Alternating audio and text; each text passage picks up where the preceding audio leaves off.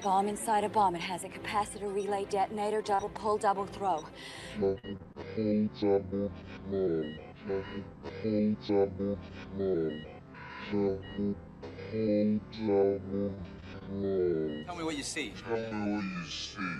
Double pull, double throw.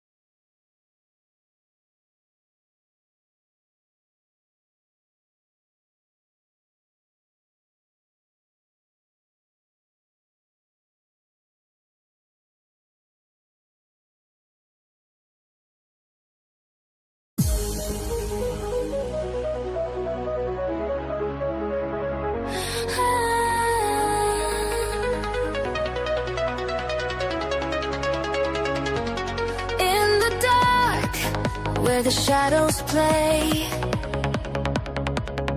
the beat drops heavy like night turns to day. Feel the bass pulse through the crowded space. Lose yourself in the rhythm, find your place. Euphoria's calling.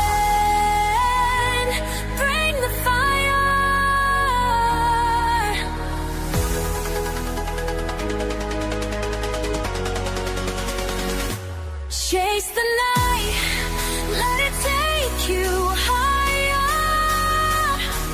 In the trance, we're all alive, aspire. Feel the rush, let the music flow. In this heartbeat, we let our spirits go.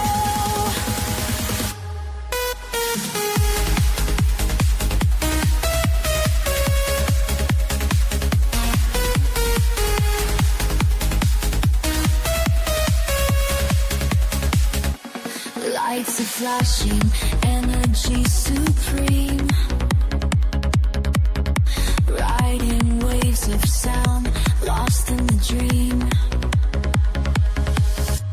Every heartbeat syncs with the rolling tide. In this moment, let the music be our guide. Together we rise.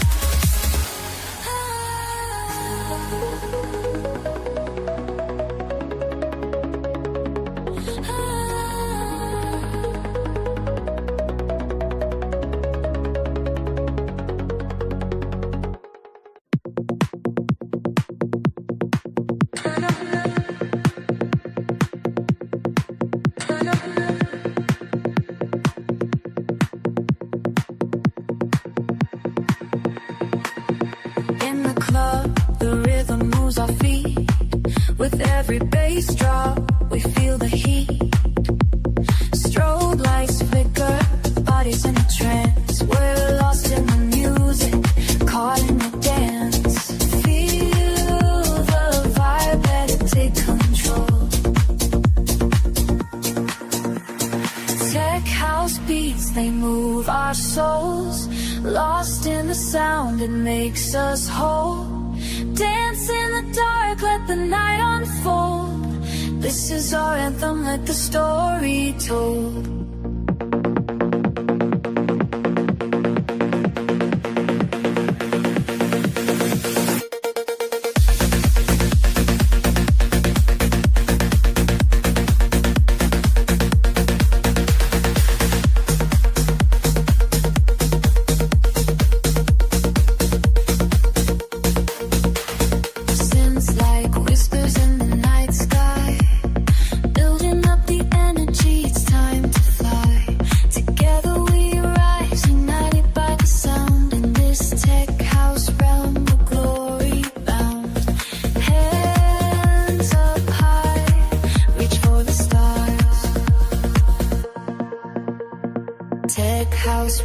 They move our souls.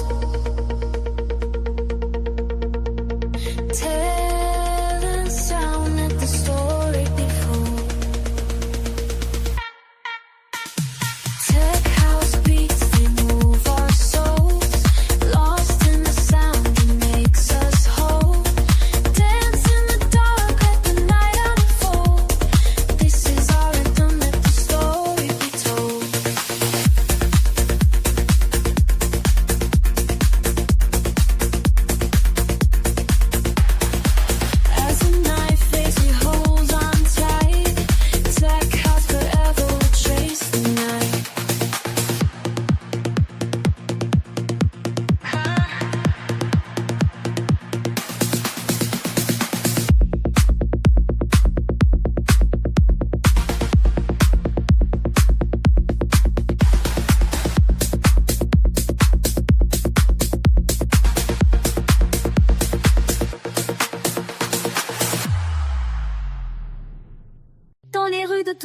Amour en fête, les terrasses débordent de lumière secrète. Sur le pont de la Garonne, main dans la main, nous rions ensemble en ce doux matin.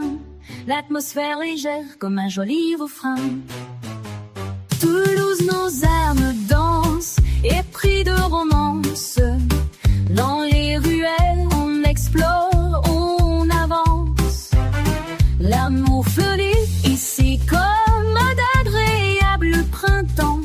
Sous les lumières, pour toi, je fredonne du Nougaro tout le temps. Les briques roses brillent sous le soleil, chaque regard est changé, un trésor vermeil. À la place du Capitole, saveur et couleur, je te découvre encore, tissant nos douceurs. Dans cette ville, nous vibrons cœur à cœur. Toulouse, nos âmes dansent, épris de romance. Dans les ruelles, on explore, on avance. L'amour fleurit ici comme un doux printemps sous les lumières. Pour toi je fredonne du Nougaro tout le temps.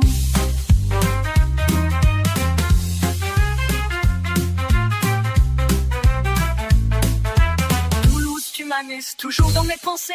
Un amour éternel que rien ne peut briser. Dans les rues de Toulouse, amour en fête. Les terrasses débordent de lumière secrète. Sur le pont de la Garonne, main dans la main, nous rions ensemble en ce doux matin.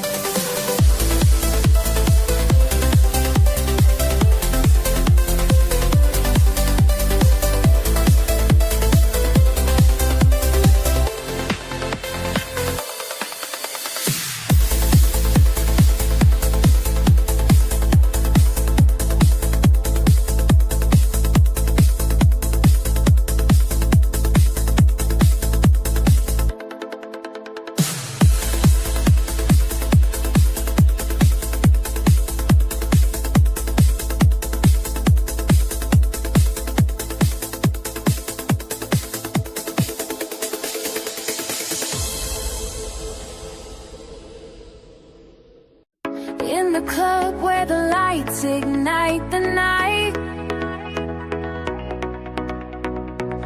Beats are pumping, taking us to dizzying heights. People moving, lost in the vibrant sound. Every heartbeat syncs with the rhythms we found.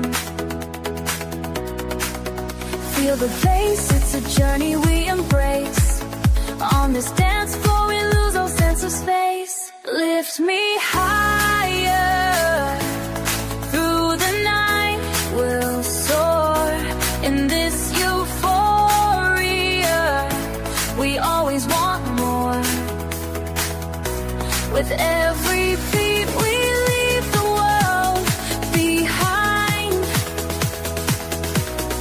In this tech house vibe, our hearts align.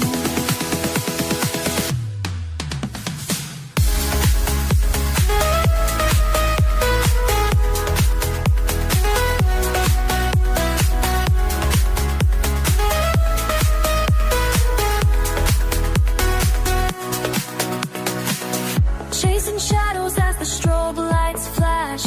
Hands in the air, we're ready for the clash. Every drop's a wave that crashes on the shore. Together united, we crave so much more. Let the music take control. Let it feed your soul. Lift me higher, through the night we'll soar. In this euphoria, we always want more. With every beat we leave the world behind. In this tech house vibe, our hearts align. As the night fades, still we twirl and sway. In this moment, we'll forever stay.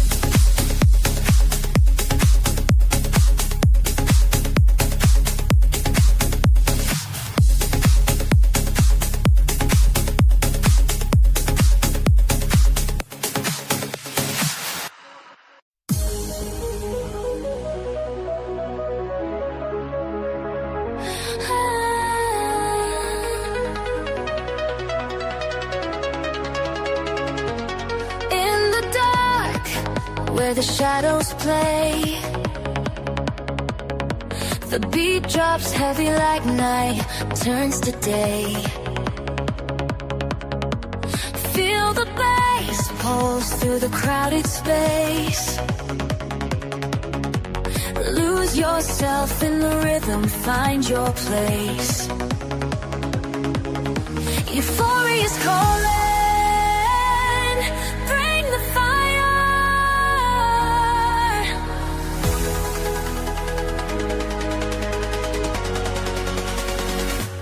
Chase the night, let it take you higher. In the trance, we're all alive, aspire. Feel the rush, let the music flow. In this heartbeat, we let our spirits go.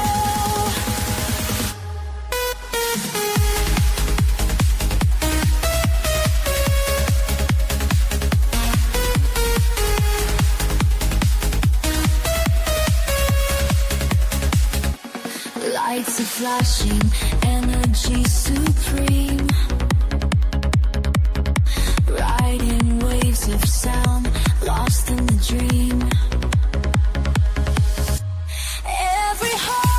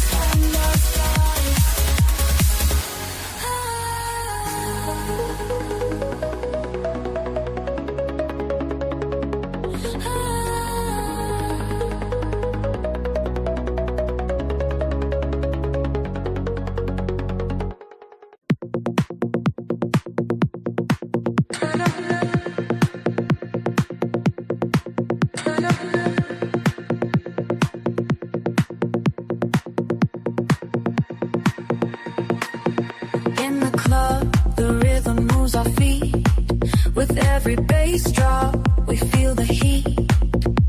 Strobe lights flicker, bodies in a trance. We're lost in the music, caught in the dance. Feel the vibe, let it take control. Tech house beats, they move our souls. Lost in the sound, it makes us whole. Dance in the dark, let the night unfold. This is our anthem, let the story told.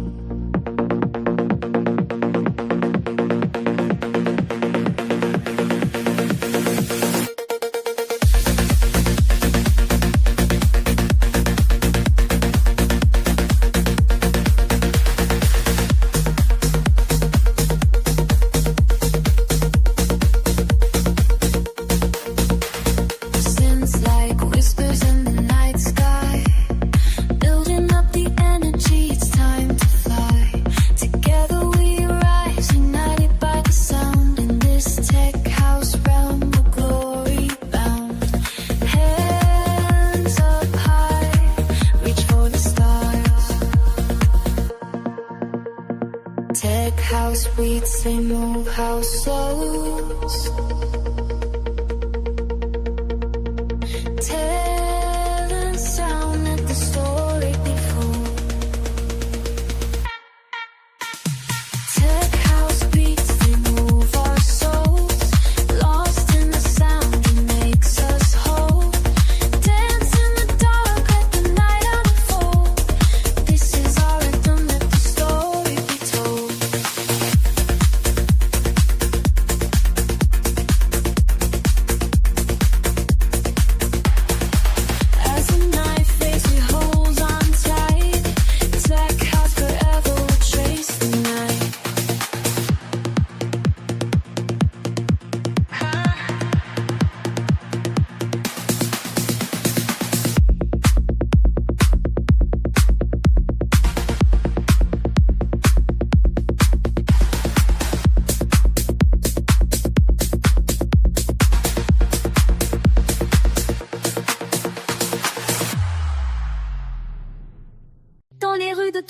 Amour en fête, les terrasses débordent de lumière secrète. Sur le pont de la Garonne, main dans la main, nous rions ensemble en ce doux matin. L'atmosphère légère comme un joli refrain. Toulouse, nos âmes dansent, épris de romance. Dans les ruelles, on explore, on avance. L'amour fleurit ici comme d'agréable printemps. Sous les lumières, pour toi, je fredonne du Nougaro tout le temps. Les briques roses brillent sous le soleil, chaque regard est changé, un trésor vermeil. À la place du cap, ta saveur et couleur, je te découvre encore, tissant nos douceurs. Dans cette ville, nous vibrons cœur à cœur. Toulouse, nos âmes dansent, épris de romance. Dans les ruelles, on explore, on avance. L'amour fleurit ici comme un doux printemps sous les lumières. Pour toi je fredonne du Nougaro tout le temps.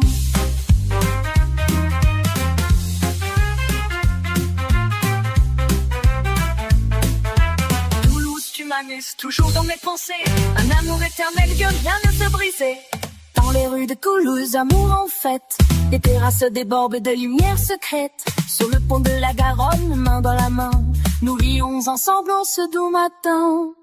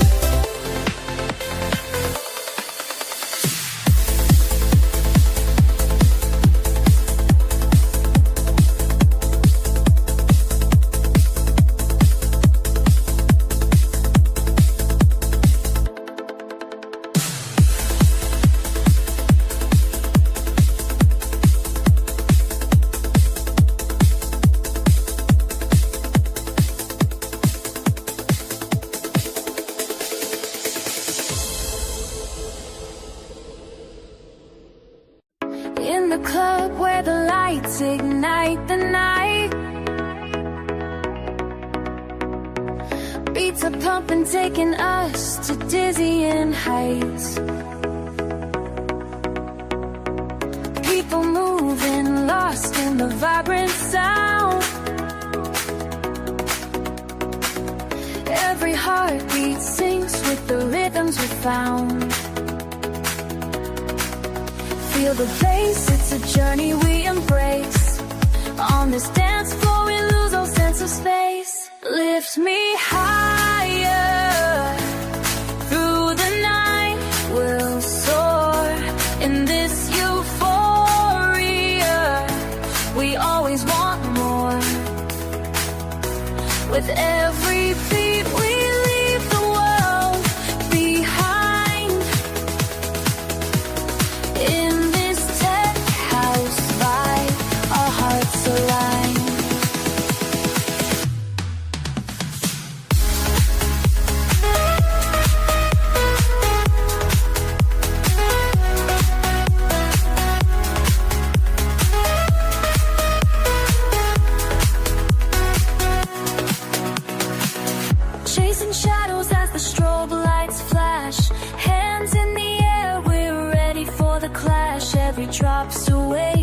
washes on the shore.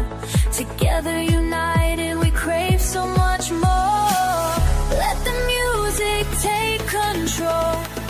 Let it feed your soul. Lift me higher.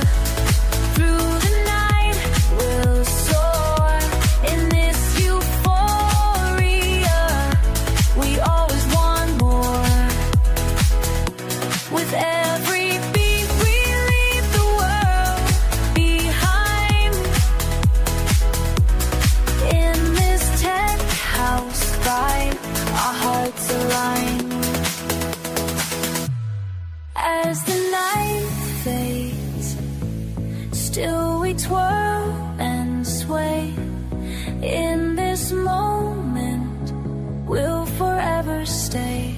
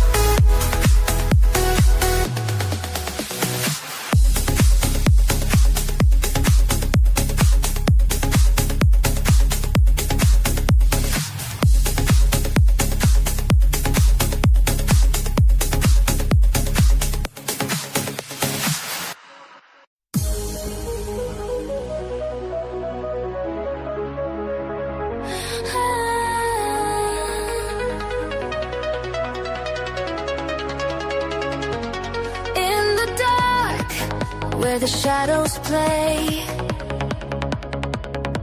the beat drops heavy like night turns to day. Feel the bass pulse through the crowded space. Lose yourself in the rhythm, find your place. Euphoria's calling, bring the fire.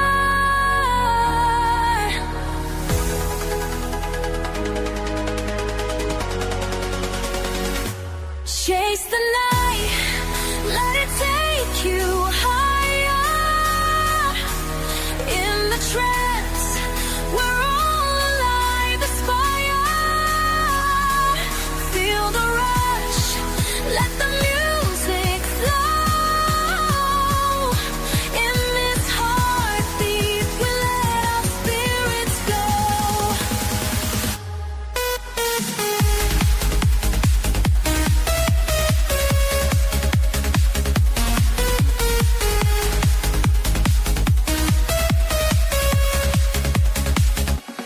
Lights are flashing, energy supreme. Riding waves of sound, lost in the dream. Every heartbeat syncs with the rolling tide. In this moment, let the music be our guide. Together we rise, no holding back. Chase the night, let it take you higher. In the trance,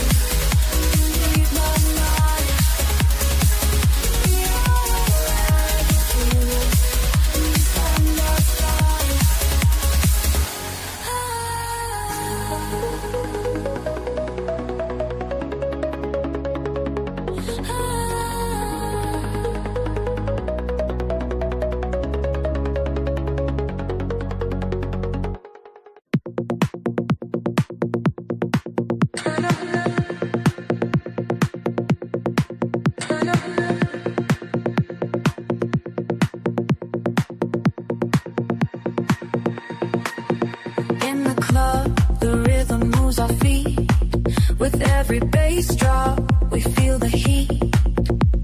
Strobe lights flicker, bodies in a trance. We're lost in the music, caught in the dance.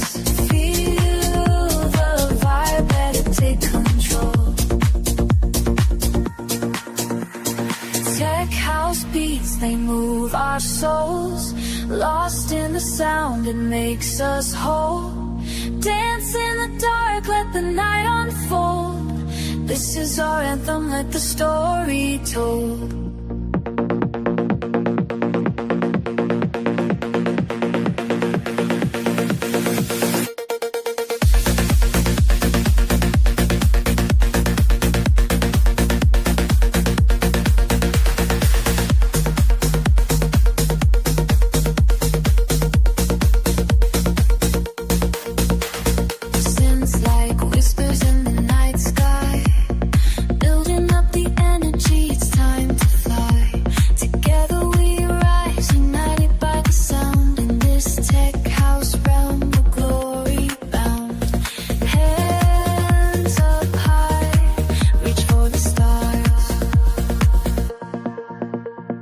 Tech house beats, they move our souls.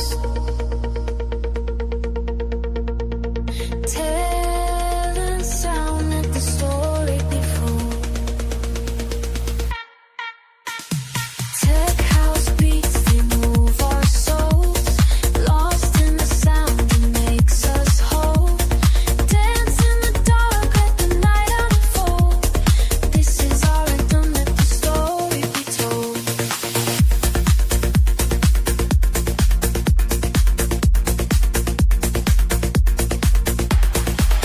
As the night fades, we hold on tight. Tech house forever, we'll chase the night.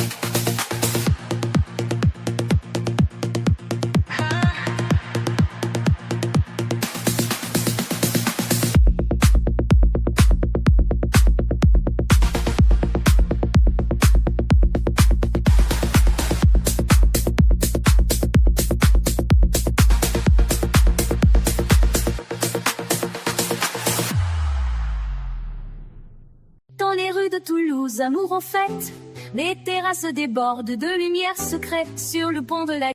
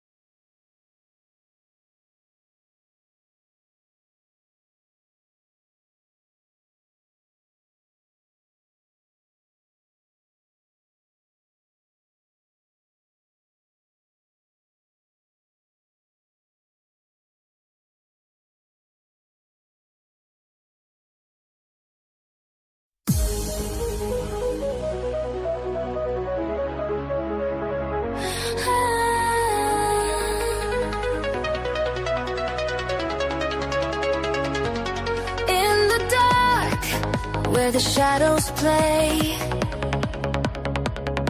The beat drops heavy like night turns to day.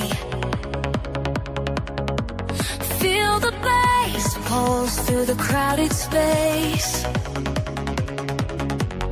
Lose yourself in the rhythm, find your place.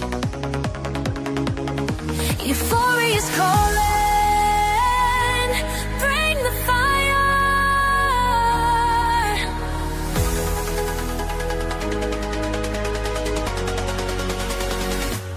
Chase the night, let it take you higher. In the trance, we're all alive, aspire. Feel the rush, let the music flow. In this heart.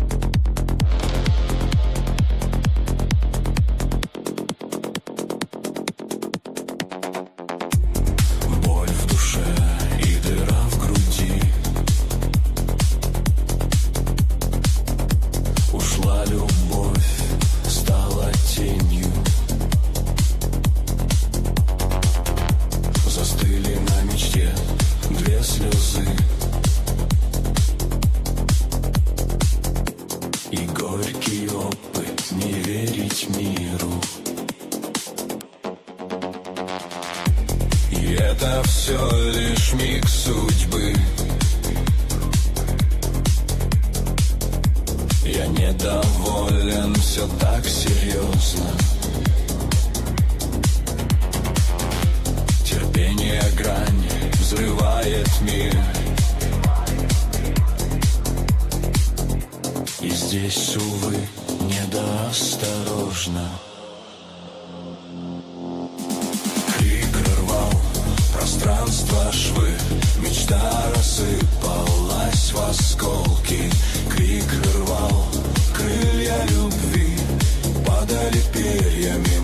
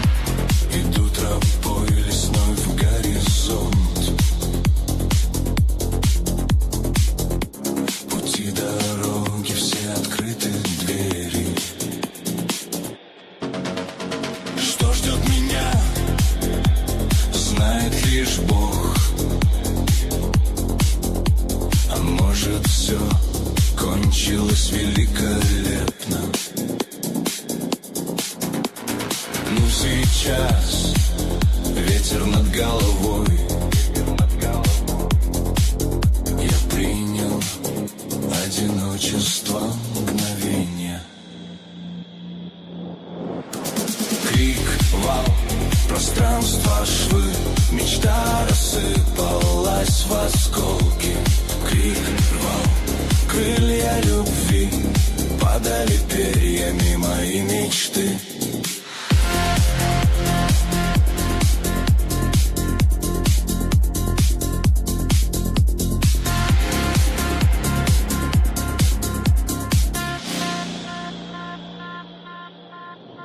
Крик, вал, пространство, швы, Мечта рассыпалась в осколки, крик рвал крылья любви, падали перьями мои мечты.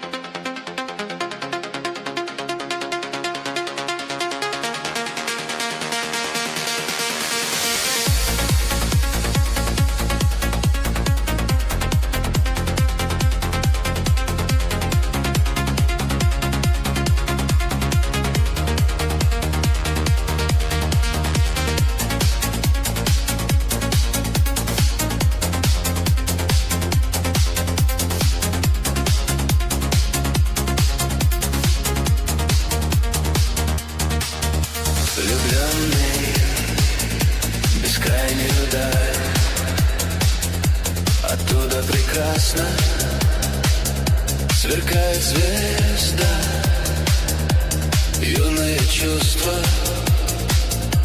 в домыслах жду, чтобы забыть этот взгляд суеты.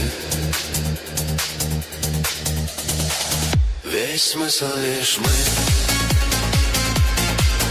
лишь мы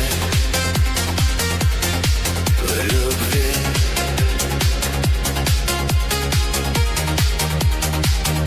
Блаженство лишь мы, лишь мы в любви.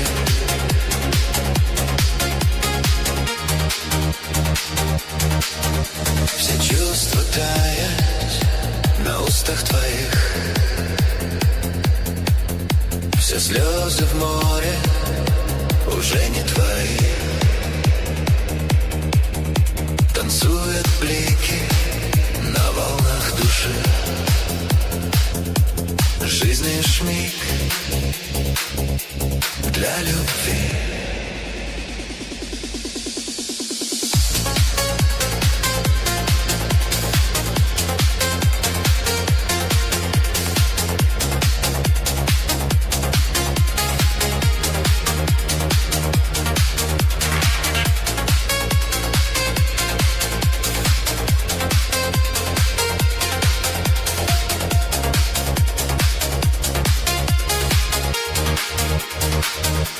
Смысл лишь мы в любви.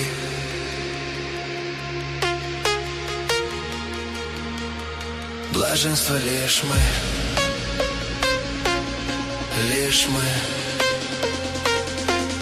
в любви.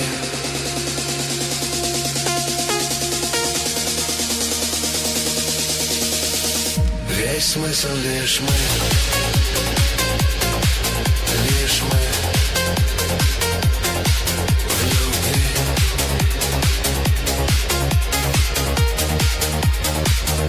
Блаженство лишь мы, лишь мы в любви.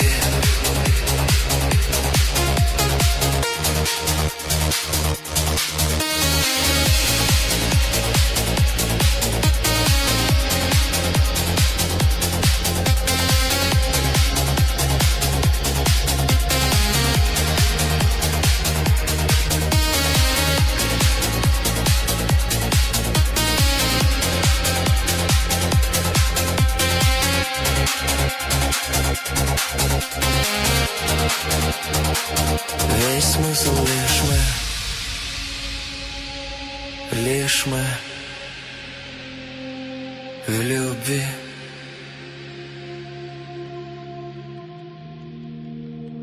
Блаженство лишь мы в любви.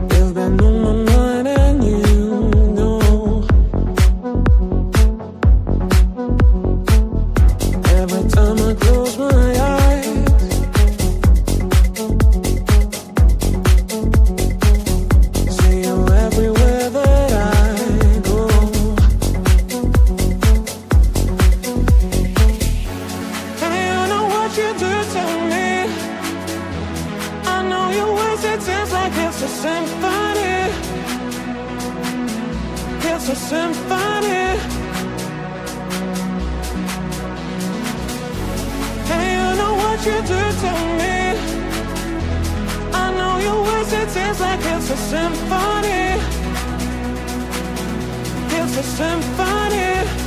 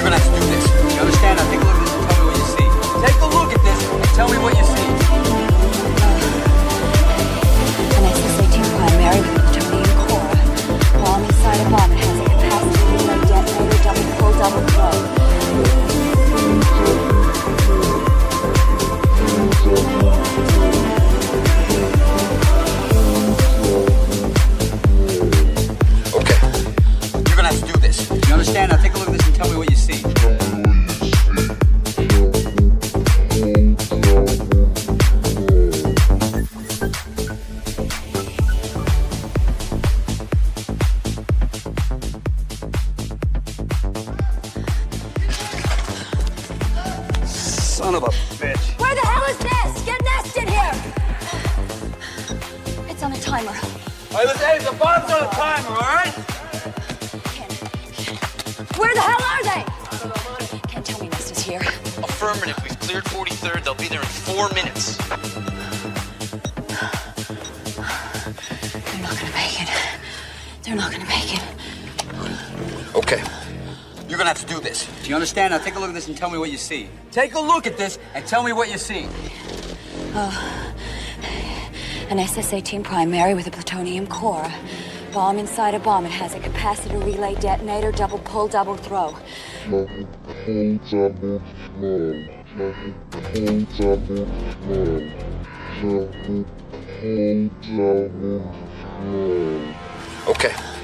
You're gonna have to do this. Do you understand? Now take a look at this and tell me what you see. Tell me what you see. Double pull, double throw.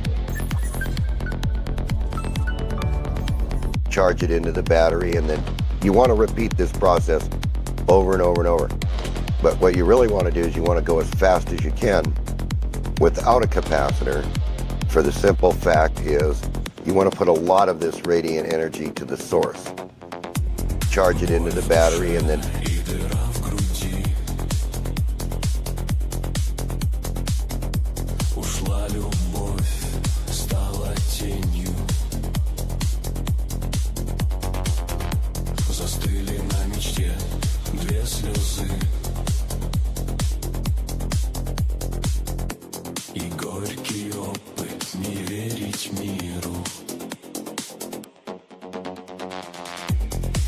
Это все лишь миг судьбы.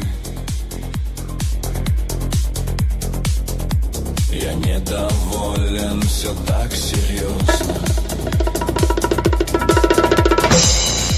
Терпение грань взрывает мир. И здесь, увы, недоосторожно.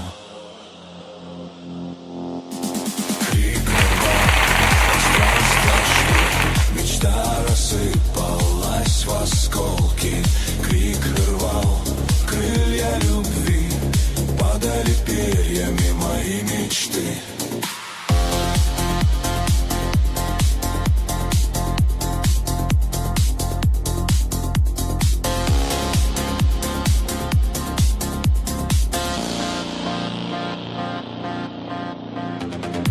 В моей душе потушены огни. Нет зависти, нет лести и мести. Иду тропой лесной в горизонт. Пути дороги, все открыты двери. Что ждет меня, знает лишь Бог. А может, все кончилось великолепно. Ну сейчас ветер над головой. Я принял одиночество мгновения. Крик, вал, пространство, швы. Мечта рассыпалась в осколки. Крик рвал крылья любви, падали перьями мои мечты.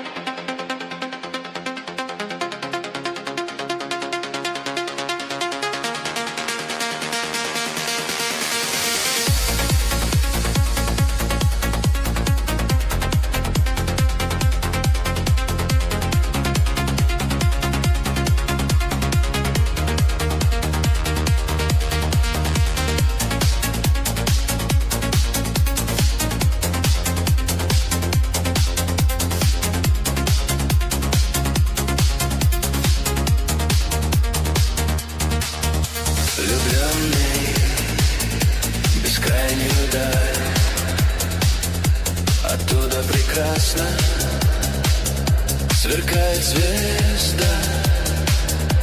Юные чувства в домыслах ждут, чтобы забыть. Это взгляд суеты. Весь смысл лишь мы, лишь мы в любви.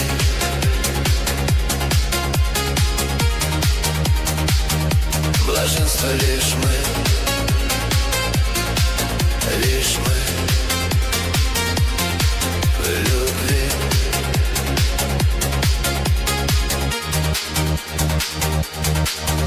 Все чувства таять на устах твоих, все слезы в море уже не твои. Танцуют блики на волнах души. Жизнь лишь миг для любви.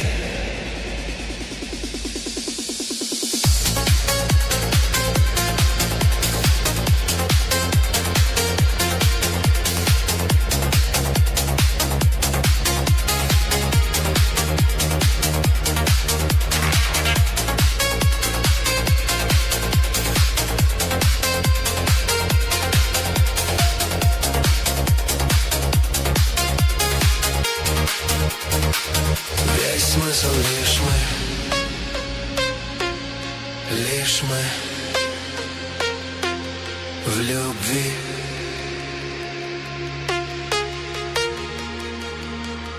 Блаженство лишь мы, лишь мы в любви.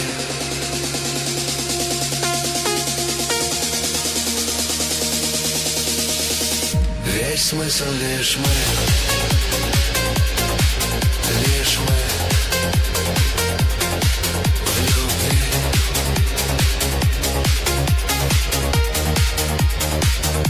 Блаженство лишь мы, лишь мы в любви.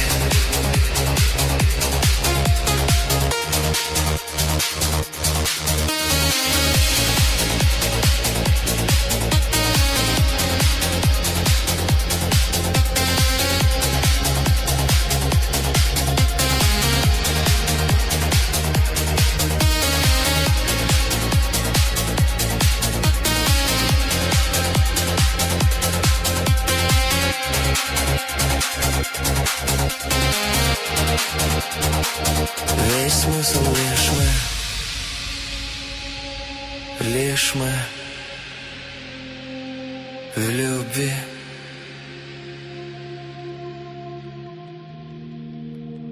Блаженство лишь мы, лишь мы в любви.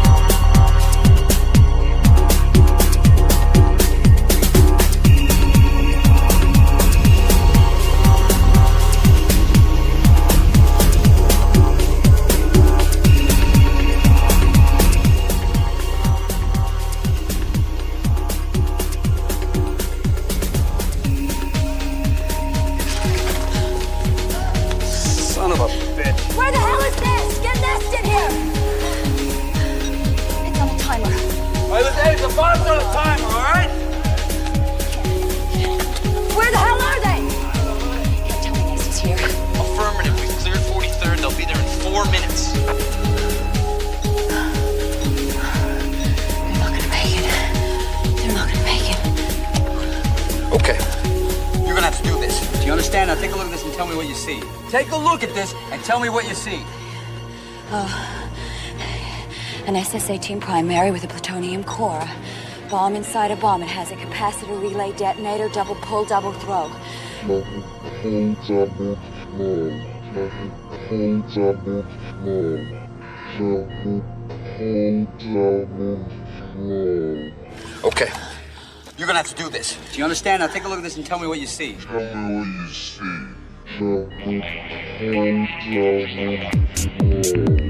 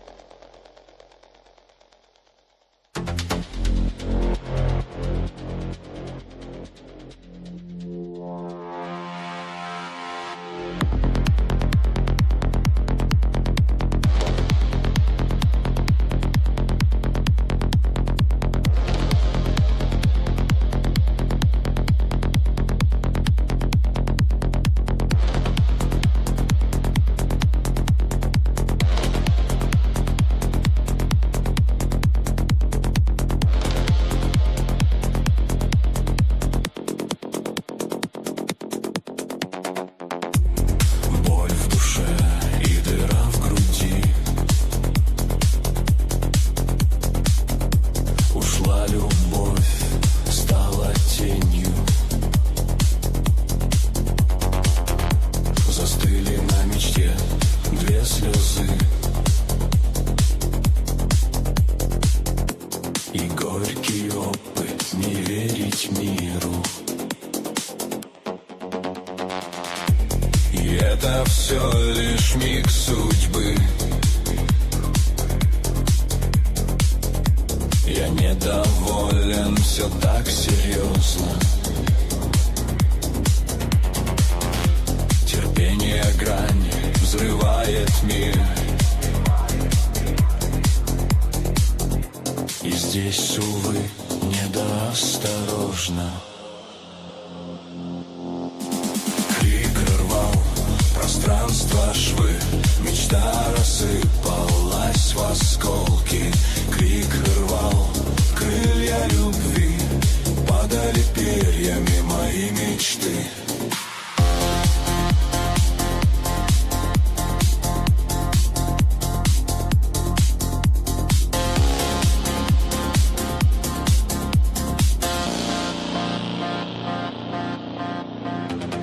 В моей душе потушены огни.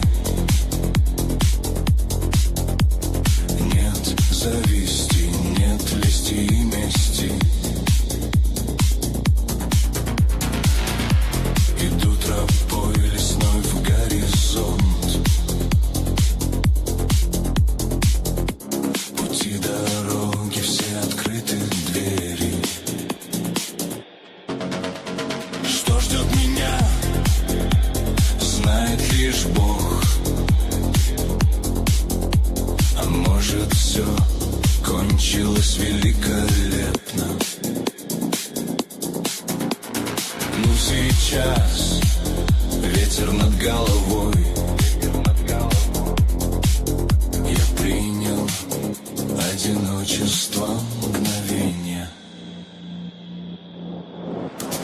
Крик, вал, пространство, швы. Мечта рассыпалась в осколки. Крик рвал крылья любви. Падали перьями мои мечты.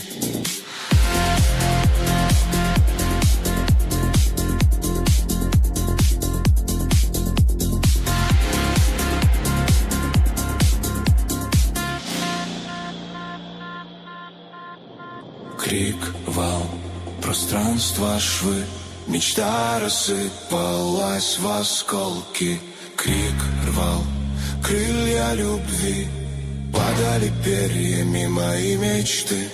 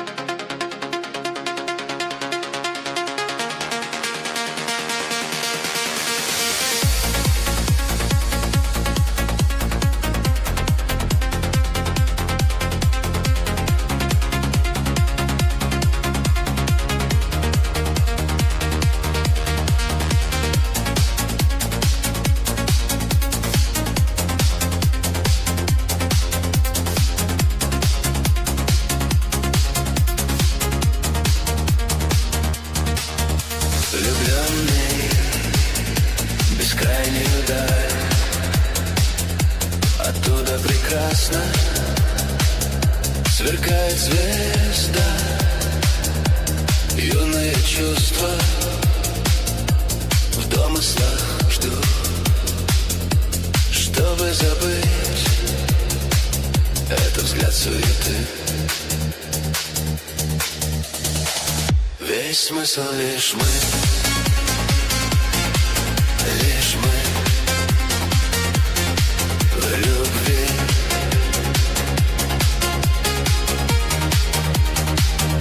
Блаженство лишь мы, лишь мы в любви.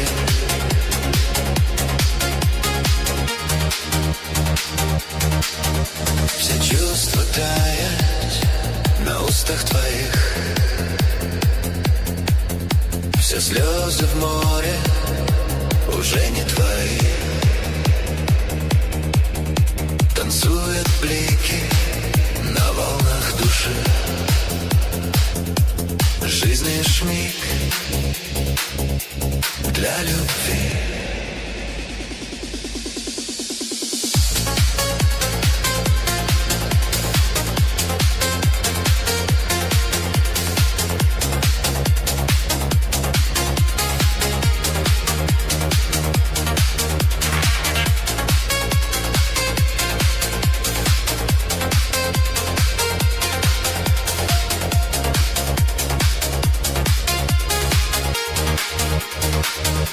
Смысл лишь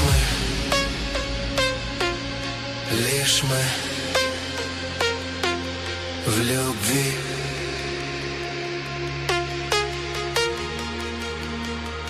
Блаженство лишь мы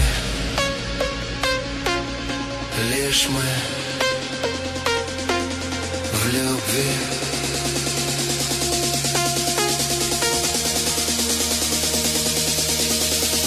Весь смысл лишь мы в любви.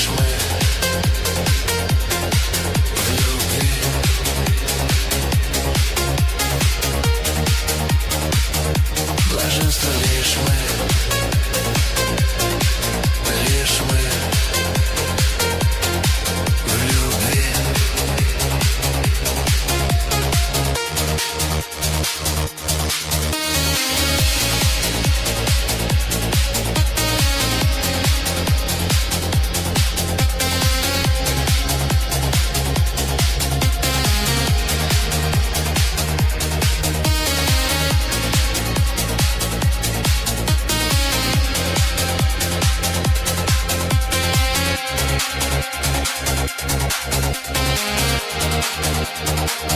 Весь смысл лишь мы в любви.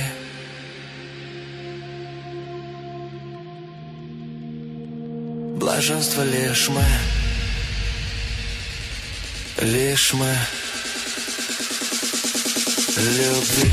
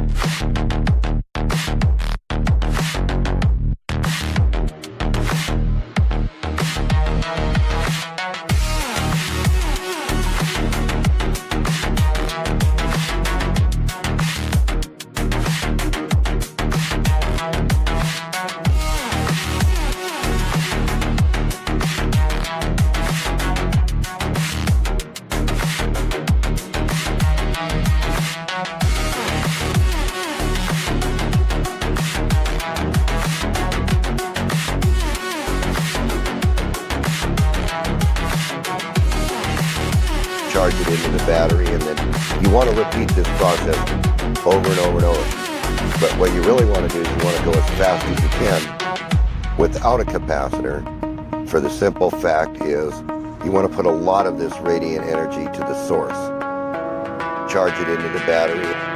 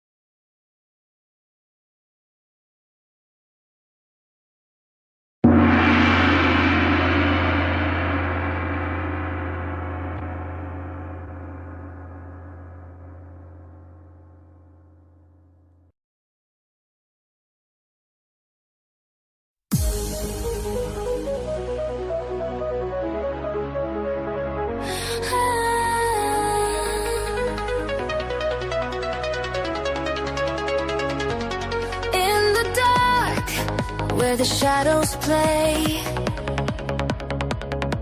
The beat drops heavy like night turns to day.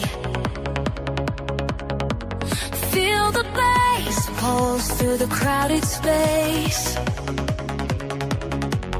Lose yourself in the rhythm, find your place. Euphoria's calling, bring the fire.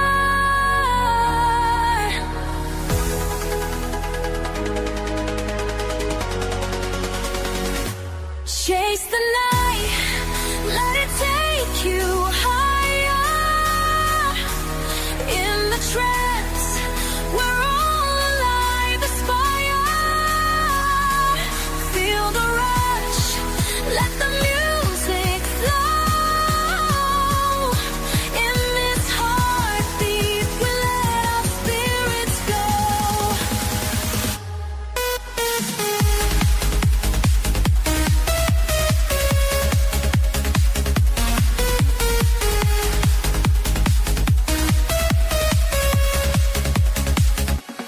Lights are flashing, energy supreme. Riding waves of sound, lost in the dream. Every heartbeat sinks with the rolling tide.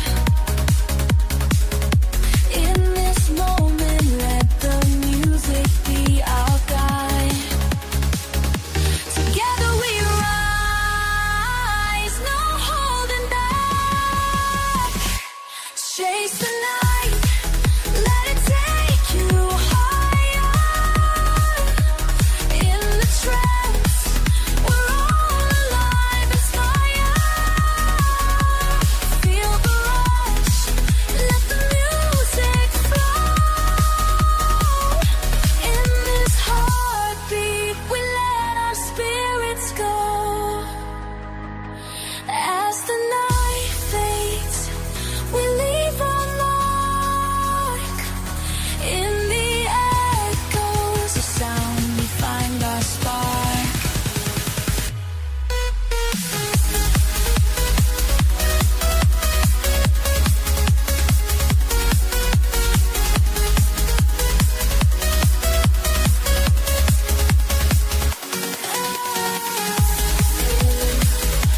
Leave my mark. We find our spark.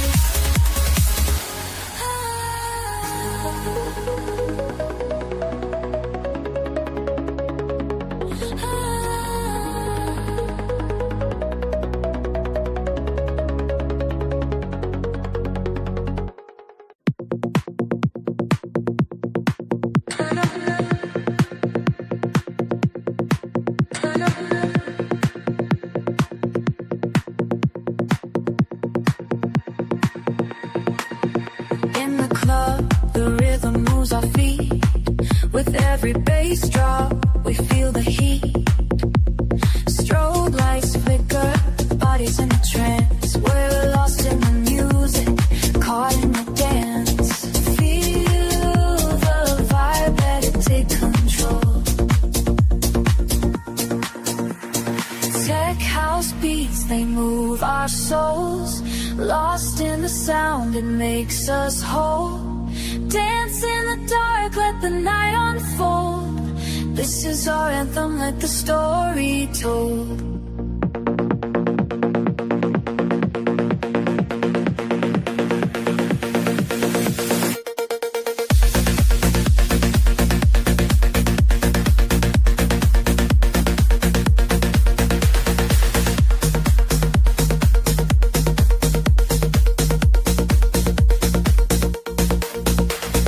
Since like whispers in the night sky, building up the energy, it's time to fly.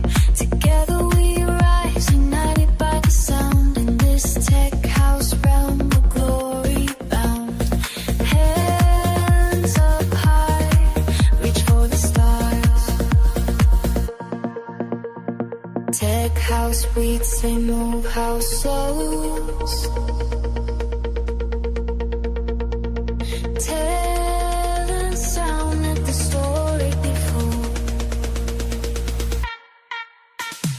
Tech house beats, they move our souls. Lost in the sound, it makes us whole.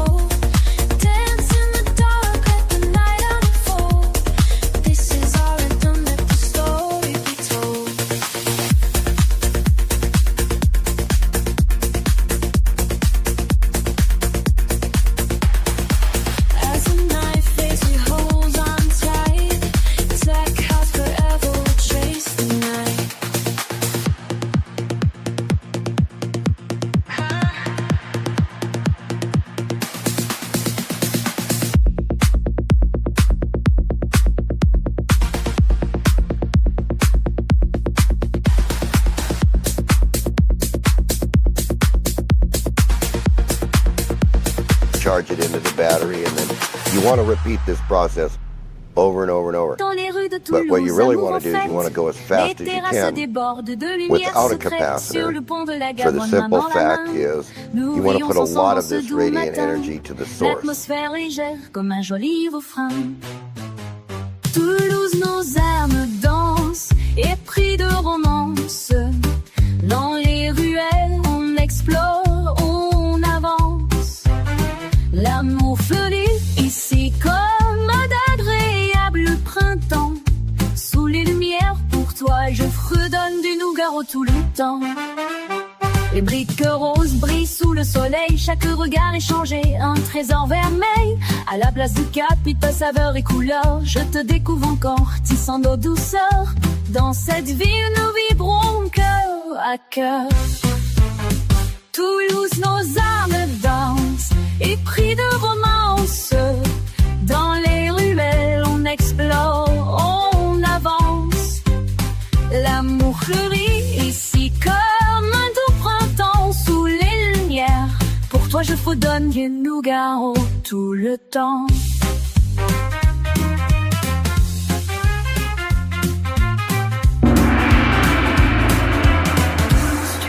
Toujours dans mes pensées, un amour éternel que rien ne peut briser. Dans les rues de Toulouse, amour en fête, les terrasses débordent de lumière secrète. Sur le pont de la Garonne, main dans la main, nous vivons ensemble en ce doux matin.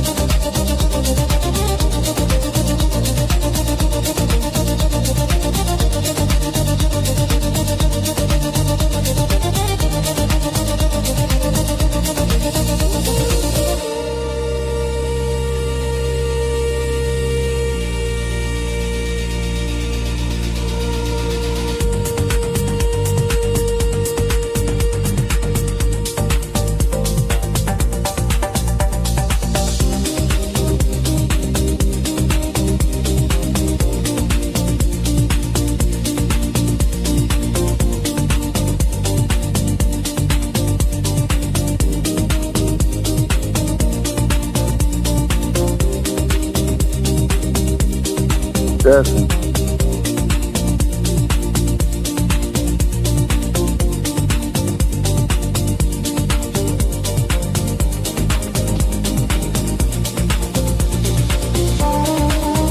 What's up, E? Hey, what's up, Mike?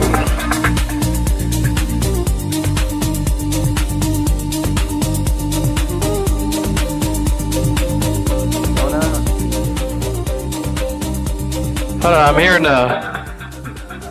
hearing the music. Is that? I'm just making sure that the video is not playing in the background from the YouTube. Let me see. No, it's not. Okay. Not much, man. Happy New Year. How you doing?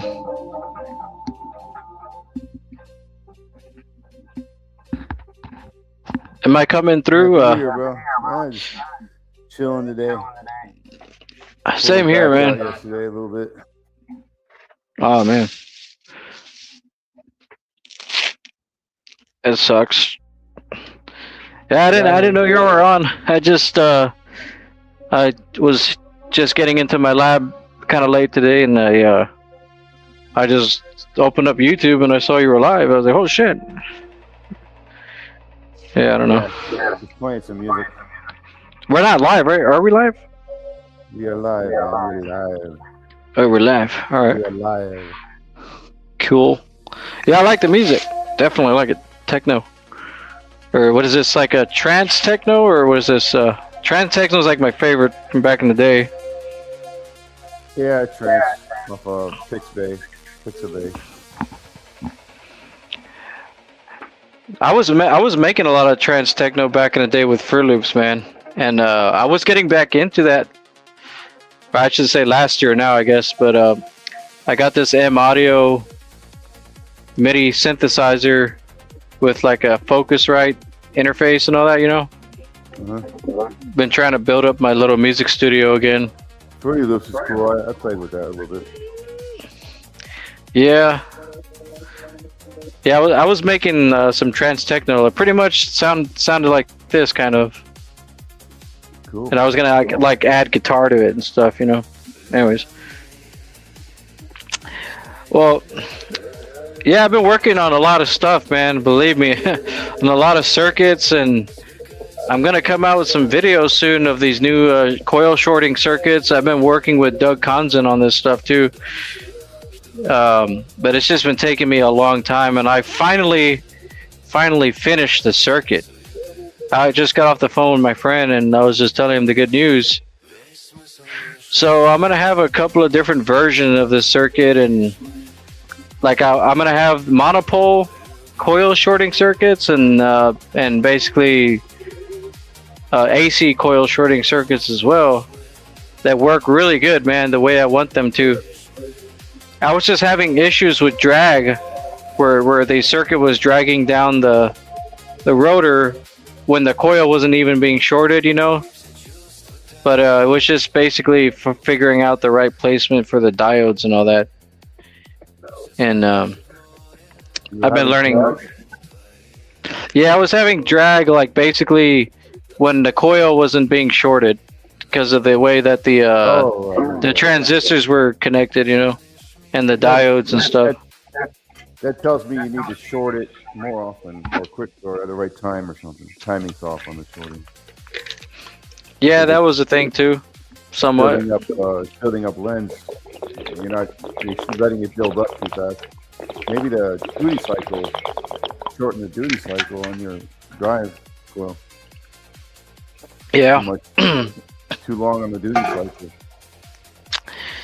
Well, I can't say I'm very happy, man. I'm just like, I finally got the circuit working, man. It's been 2 years that I've been on and off. Like, honestly, if I would have worked on this for a couple of months straight, or maybe less, I would have already had it done. But, you know, again, I have a kid, and Sarah's doing good. My wife and my son, he's 10 months now.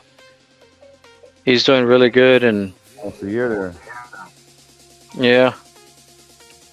I've been busy, you know, with the family and stuff, and trying to find work and to survive, you know. It's crazy in this world, man. Freaking food prices are insane, dude. I saw. I don't know. I got a you know, Indeed, the job seeking platform. Oh yeah, I haven't heard about that in a while. I got a lead for $15K a week on solar panel installs. I applied. Damn! Holy shit! No response. That's oh what? Yeah, it's a fishing. That's probably. Yeah, maybe. I mean, that'd be a dream job, man. Shit, that kind of pay. Excuse me, sorry, I didn't mean to. I gotta stop.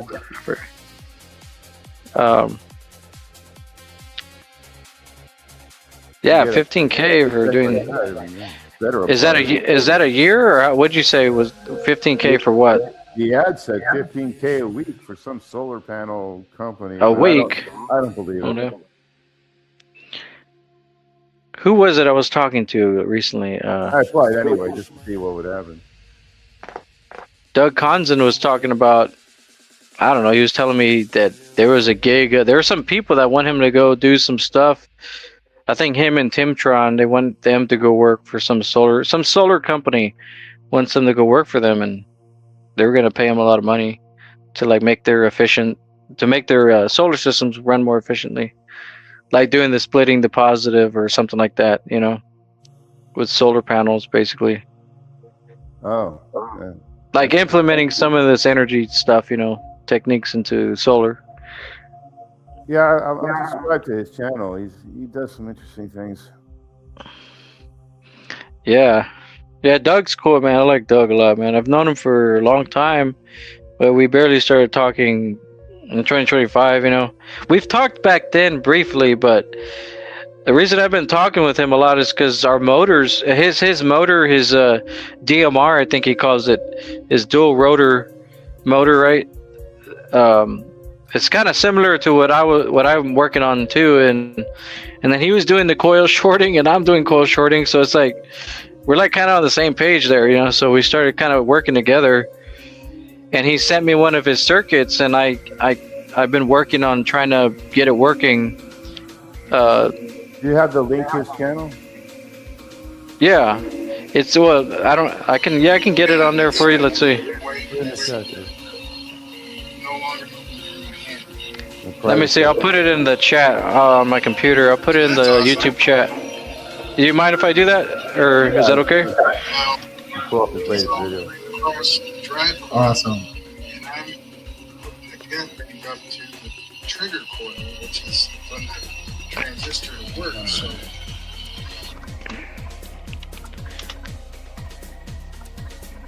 Dale can barely hear you. All right, let me turn this. Oh, there you go. Okay. What's going on, man? Happy New Year. Happy New Year. I'm like getting some lag here. Hey, what's up, Bill? Hey, what's up? It's Brandon. Happy New Year, buddy. Happy New Year. Hopefully it's a good year, man. It might have some speed bumps here and there, but who knows? Same shit, different year.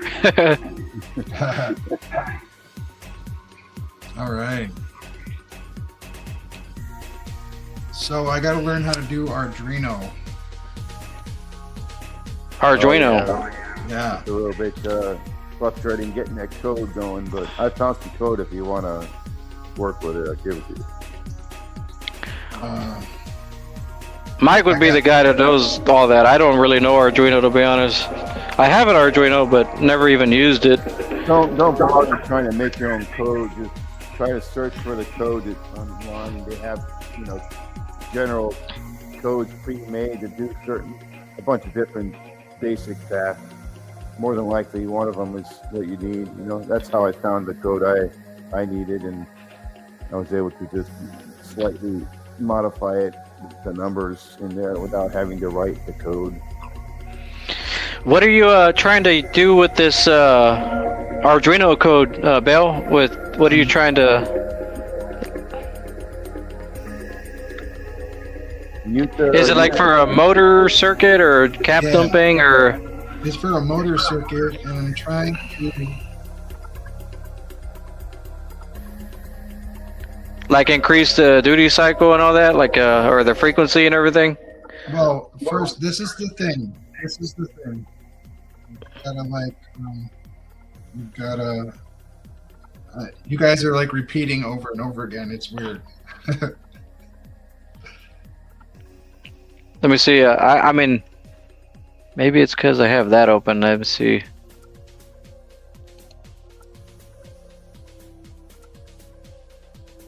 You just repeated yourself like 100% straight up. Or did you do that for real? I'm not repeating myself. I don't know how that's happening, or is it on Mike's side or your side? I'm not sure. I'm not hearing any delay or anything on my end. Try rejoining, Bill. Yeah, I'll try. Got it. All right.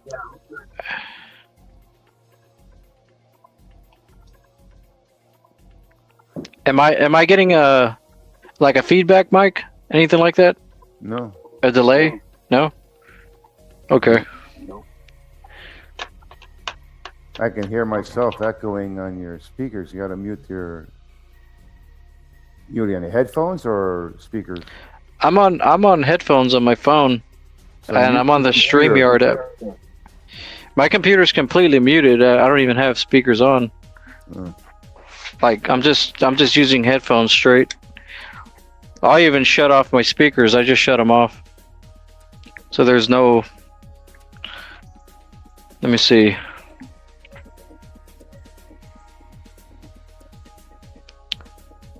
Yeah, I mean, I'm just purely on the StreamYard website. That's it. I don't even have YouTube open on my phone. Did you post that link?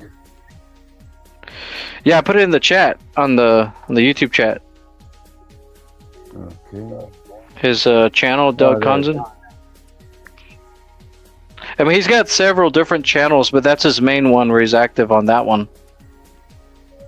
Let me hang that up.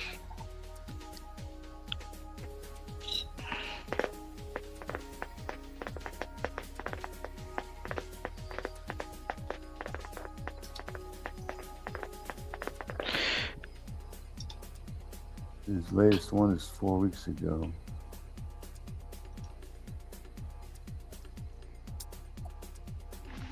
Let's see here.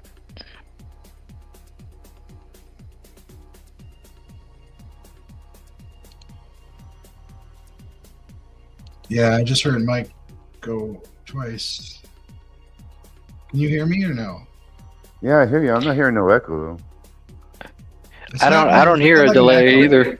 It's not an echo. Are you using Bluetooth speakers? I mean, Bluetooth headsets? It's no. It is a Bluetooth headset.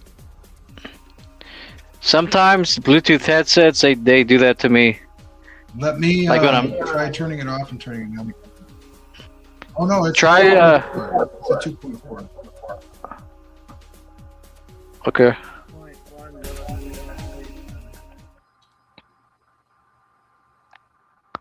Same 20-volt vertical square division. And all right. Is that I don't know if it's better, but I've done what I can. High frequency pulse to cook. Yeah, it sounds better. What do we got there, Mike? This is his latest video, Doug's video. That should be about. Let me see. Kilohertz. Should be. Again, 0.1 millisecond per square division, horizontal. Yeah, he's been doing a lot of tests on that Tesla pancake coil. It's just really hard to measure that because it's around 25 kilohertz. It's like 23 to 25 kilohertz is very, very high frequency.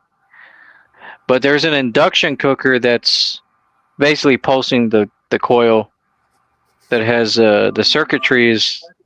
It's like maybe it's like an H bridge, or it's like taking AC from the wall and it's like chopping it up and then maybe making it into like DC pulses. And then you have the flyback happening as well. So it's just, he's been really working hard to get an exact measurement. He's been trying to get a measurement of the output. And I kept telling him like like on those halogen bulbs, I would just put like some temperature probes on each light and get like a lux meter and read the light intensity. And I would just do a comparison from running it on the wall and then running it, through the device and just kind of like calculate the difference, like in heat and in light intensity. But yeah, like I don't have an oscilloscope and all that stuff. He has. I am going to get an oscilloscope this year, but yeah, that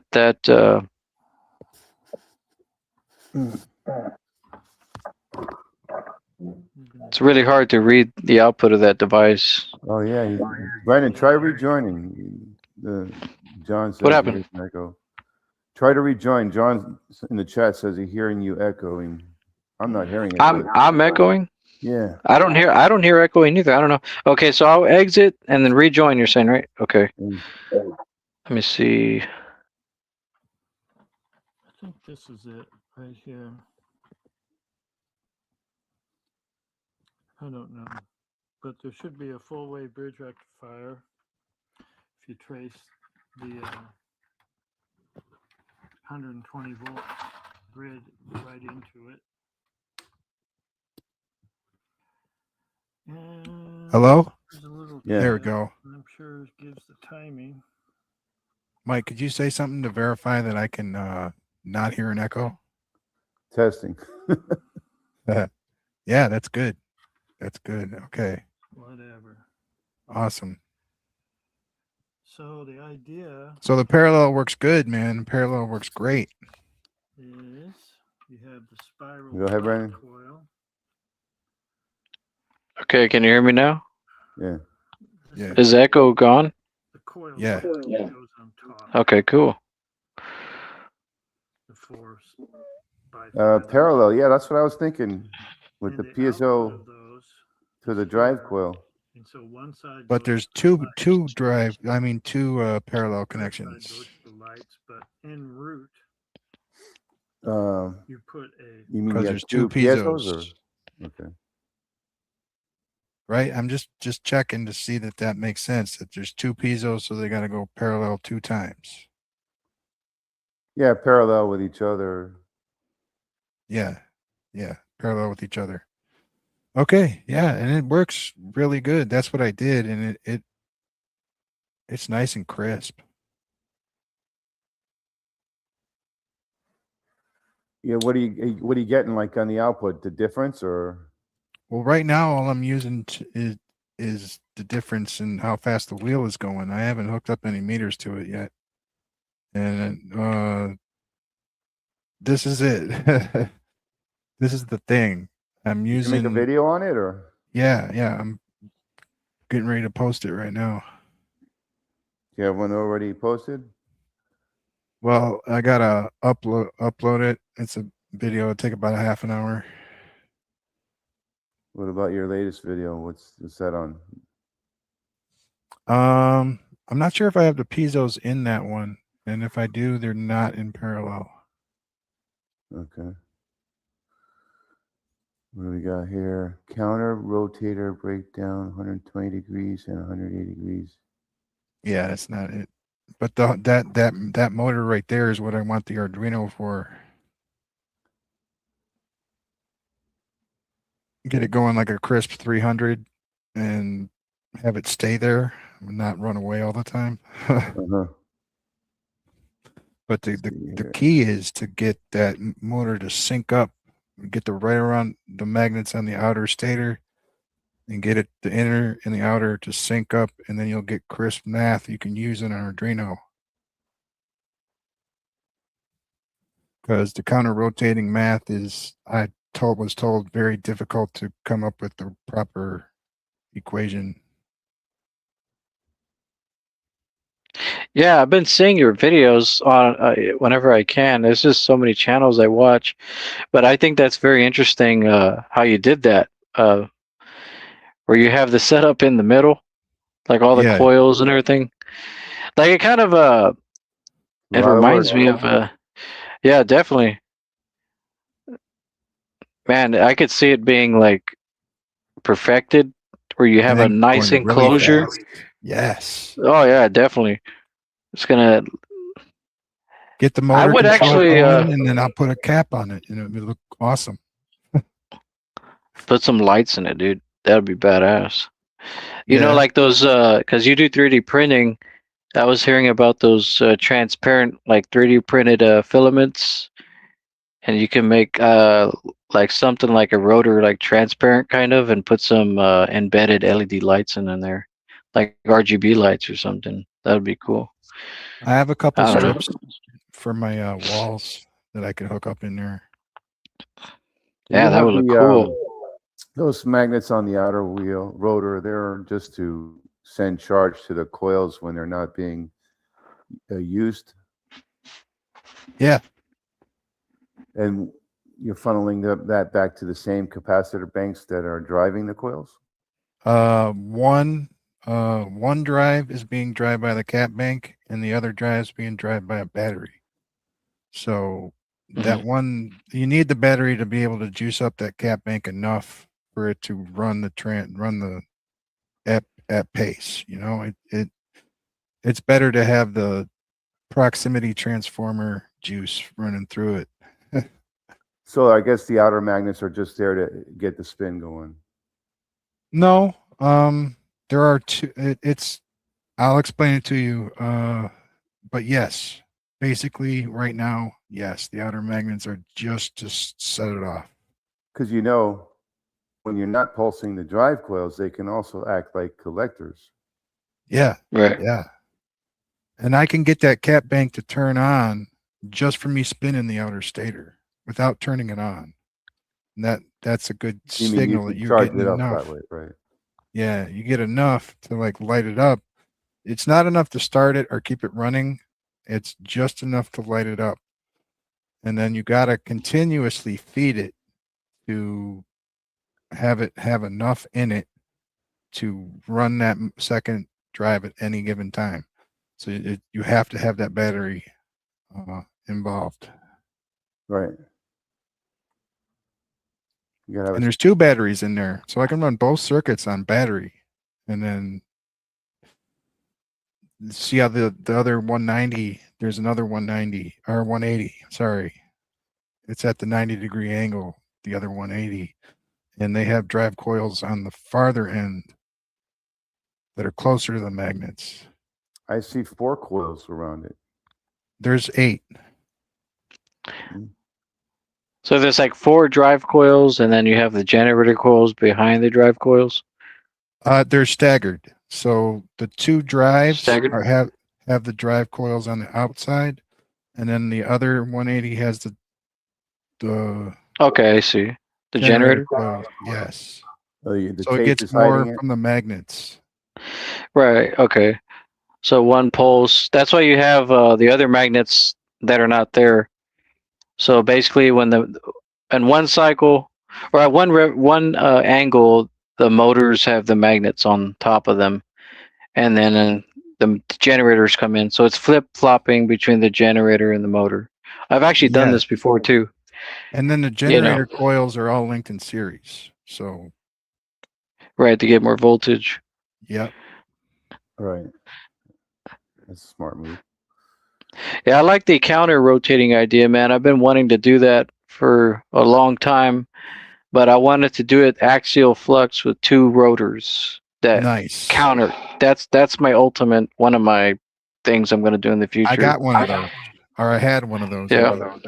And you could do it easily with, but I'm going to do a certain drive system, a drive train type system, where they'll be in sync all the time. But you can do it magnetically, like coupled, where they're just basically on bearings, and they'll sync up, But I want to have it like precise. But I want to create or look at like the best mechanical drive system that has the least amount of drag with the friction, that it's going to cost me. But if there's a way I can do it, I'm going to explore this more. And Robert Murray Smith, matter of fact, rest in peace. He showed a lot of stuff like that, man, with the counter rotating disc because he did a lot of experiments with the what is it called, the Wim's Hearst machine. You have like 2 counter rotating disc, with the aluminum plates or whatever. But yeah, man, I like your idea. This is badass. This is it's like a spaceship in a way. That's what it looks Yeah. like spin top. But Well, if you put a cone on the top, you got the cone on the bottom, and they're designed to look like a square. That's a neutron. It's the bottom of a neutron. That's very interesting. Yeah, I like this, man. This is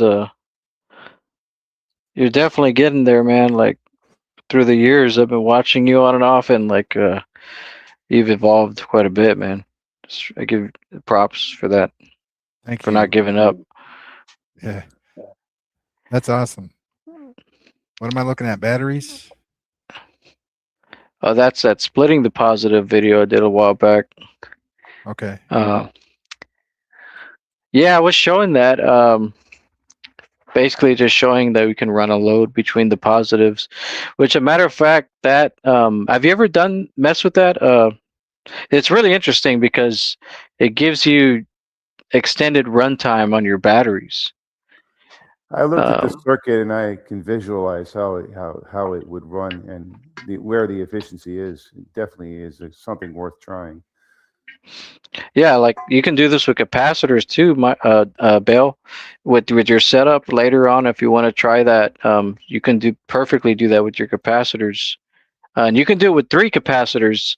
Like Bedini would call it the Tesla switch. He showed it a long time ago in a lot of forums and stuff, and it's been shown a lot. But you can do. I like doing it with 4 batteries because to me, there's an even amount of capacity on each side. But you can do it with 3 as well. But I was just trying it with 4 because it made sense to me. I don't know why. Just do 2 in parallel and have the same amount of amperage as the one on the left. But I see. Yeah, but you can do it between the negatives or the positives. But if you do it between both of them at the same time, you're gonna have half of the voltage. Like let's say you have 12 volts differential between the 2 positives. If you try and run a load between both of them, you'll only get 6 volts on both of the legs to your load. But I don't see any flyback being utilized here though, because it's nowhere. No, that's the simple. This was a video I made just basically showing the basic battery setup of splitting the positive. So, but my next videos, I did do a live stream a while back where I had my Bedini pulse motor. If you just go to my live section, you could see that where I'm actually running the Bedini motor on this splitting the positive setup. Where I'm actually, the whole point of this is to send the flyback back into the run battery side or the charge battery side of the splitting the positive. Yeah, that I think is that it. That was the last one. Yeah, that was it. It was a very, very long video. It was like freaking almost 5 hours long. There's no. But yeah. There's no, flyback event happening when you split the positive. There's no, it just doesn't happen. Well, the thing I've been working on is like, you see those top 8 coils, right? The top coils are going to be getting shorted, and I'm going to be creating high voltage flyback spikes. And you know how the Bedini motor, you charge a coil, through it with a battery. You create electromagnetic field, and then we disconnect the power, and it collapses the field, and you get your flyback spike. But with the rotor, I wanted to take the mechanical energy of a Bedini motor and turn it back into electrical energy efficiently to charge back into the splitting the positive battery, or just a normal battery setup if you had, So what I was working on, or I've been working on, is a coil shorting circuit. I've done many variations already. I've already made like transistor versions, MOSFET versions, trigger, Hall effect sensor versions, and I finally ended up with the Hall effect sensor version, which is the best with MOSFETs. And but yeah, basically with the rotor, you're still creating a magnetic field in the coil. When you've got a current going through the coil, but when you short the coil, you're collapsing the field, and you still get that high voltage spike. Just like a Bedini motor, but it's just kind of a little bit opposite. You're using the mechanical power to do it. I thought when you're And shorting the coil, you're loading the coil when you short it. well, not completely shorting it. The coil. You're just shorting it briefly at a certain timing. You're just like for a split. Yeah, you're loading it down for a split second, just like touching the two wires at a certain angle, a certain degree on the rotor. So you short the coil to source to induce it, and then you open it, and then short it again to load it down. Well, no, we're just talking about like let's say a single generator coil, just a regular generator coil. The magnet flies by the coil and it charges the coil with the current. And basically, you have a magnetic field in there, just like a regular generator action, but except where I created a circuit where you short the coil, like dead short the coil for a split second. Well, not literally for a split second. It would be the duration of how big your magnet is. But I'm making a little timing disc that's going to have real tiny magnets on there, where when the Hall effect sensor trips with the magnet, that's basically how long it's going to create the short for. But I am going to create a duty cycle with this circuit where it can either chop it up as well, and I'll be able to shorten the on and off time of the shorting as well to get it even shorter. Yeah. Maybe even with super pole magnets like what Bedini did with the 10 coiler, combined with what I just talked about. But yeah, the point is to take all those coils and to short them all out individually, not in series, because a lot of people will do series shorting. I don't want a real high. I mean, I do get high voltage spikes really well with just one coil, but I want to get eight pulses. Like there's 8 coils on that rotor, so I want to get 8 shorts per revolution. And I want to send all of that flyback into, a cap dumping circuit or something like that, or just the raw radiant output, and put that into the battery bank, the run battery. That's basically what I'm trying to do right now. It's just I've been working on, I don't know, just taking the mechanical energy and converting it back into electrical energy. And yeah, I mean, with monopole setups, I've done all configurations. With the monopole setup, you'll actually get speeding up under load. With north-south configuration, it'll load it down, but you'll get more output. So there's going to be different configurations I'm going to show pretty soon.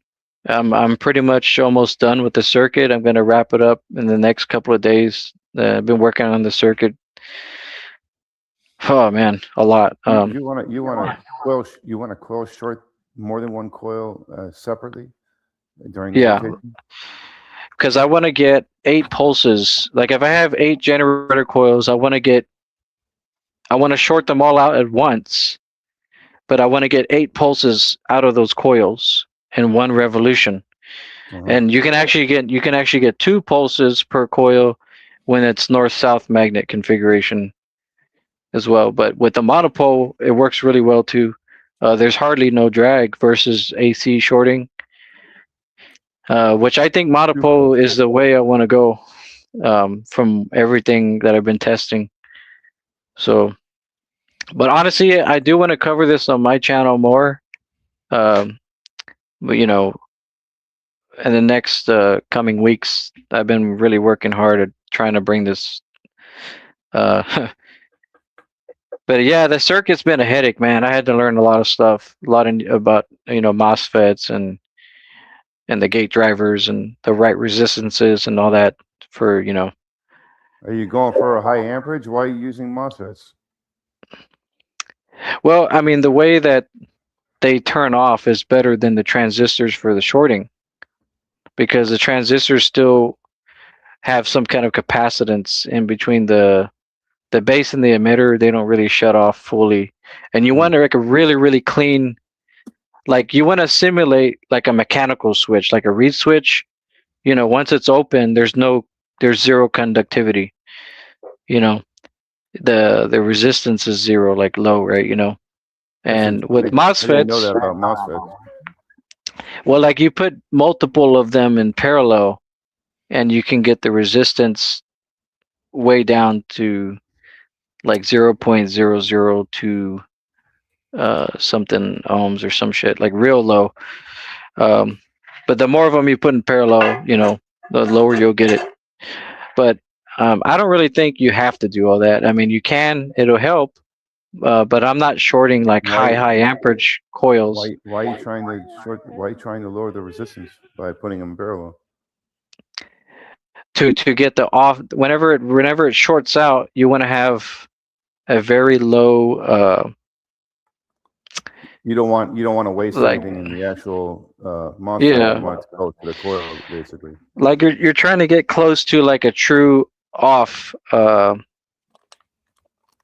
true on. You mean.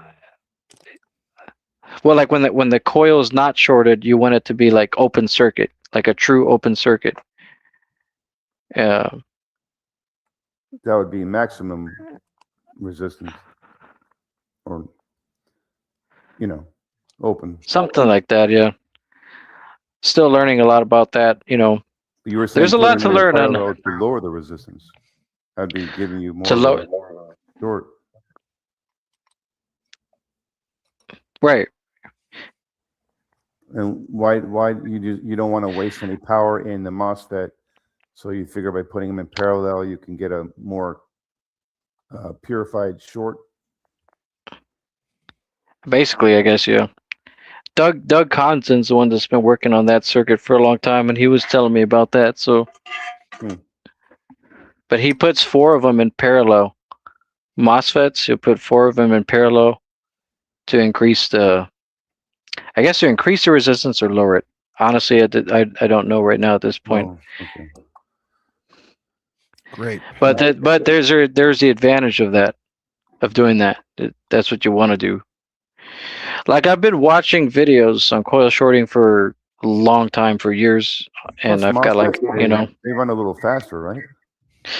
Well, this is the thing. Like the video I made back then, where I got into coil shorting years ago. I watched like Aaron Murakami, a bunch of other people in coil shorting, Matrix Lee, where they had over unity systems, you know, and you can get 3 or 4 times output. Supposedly, I used to watch like Debunkified, and a lot of people were making like coil shorting circuits, but they were using like 555 timers, Arduinos. They were doing it very complicated, complex.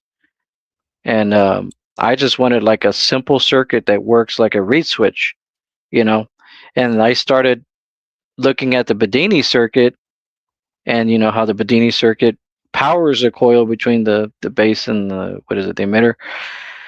And I mean, not the base emitter, the collector and emitter. And, so yeah, the base and the emitter is the trigger.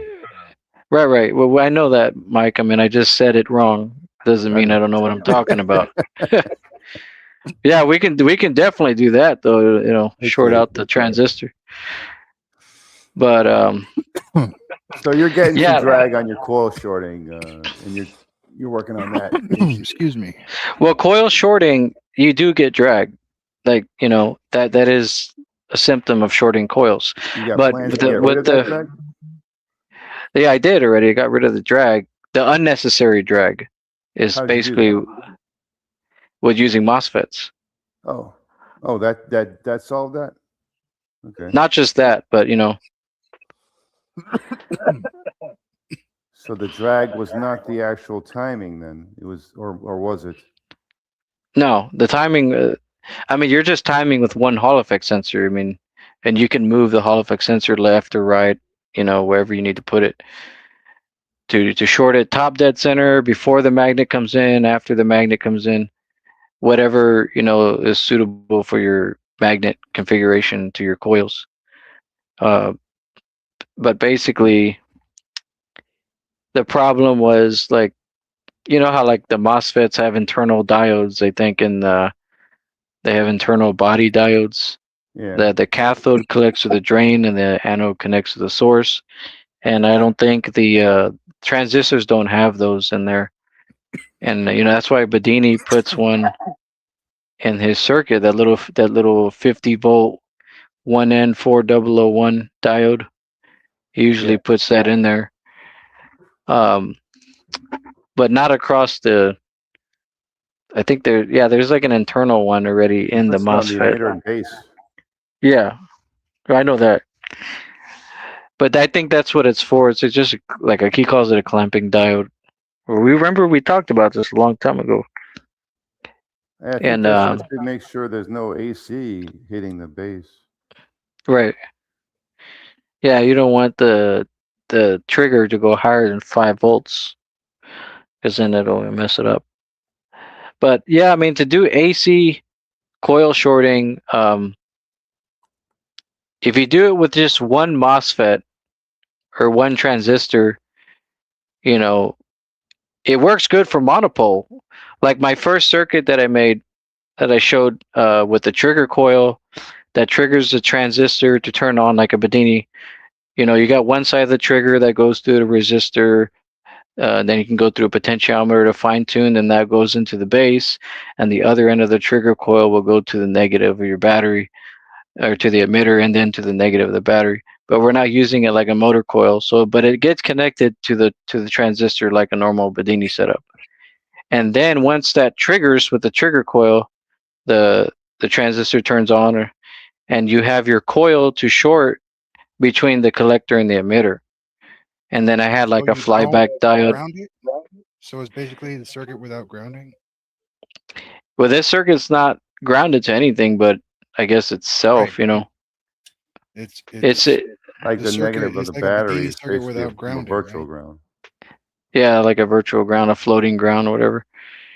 Because the ground, I guess, would go to your because you're going to charge something with this I know capacitor. It's not supposed to have one. That's basically what you're saying. Is that's what makes it a Right. shorting.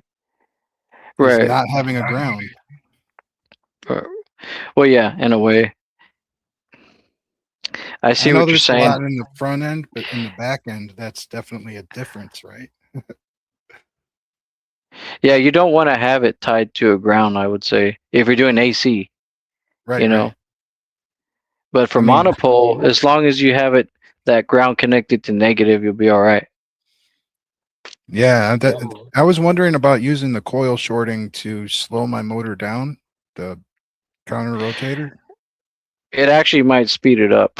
I'm just going to say that, because I've already done it. It does speed up under load, even when you short with a certain like load, a certain resistive load. It'll speed up. It kind of works like the Cromary generator in a way.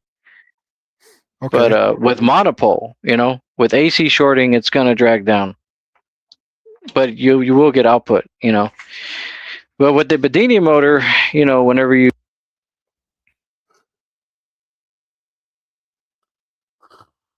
Your microphone got cut off there, Brandon. Yeah, you cut off. I can't hear you anymore.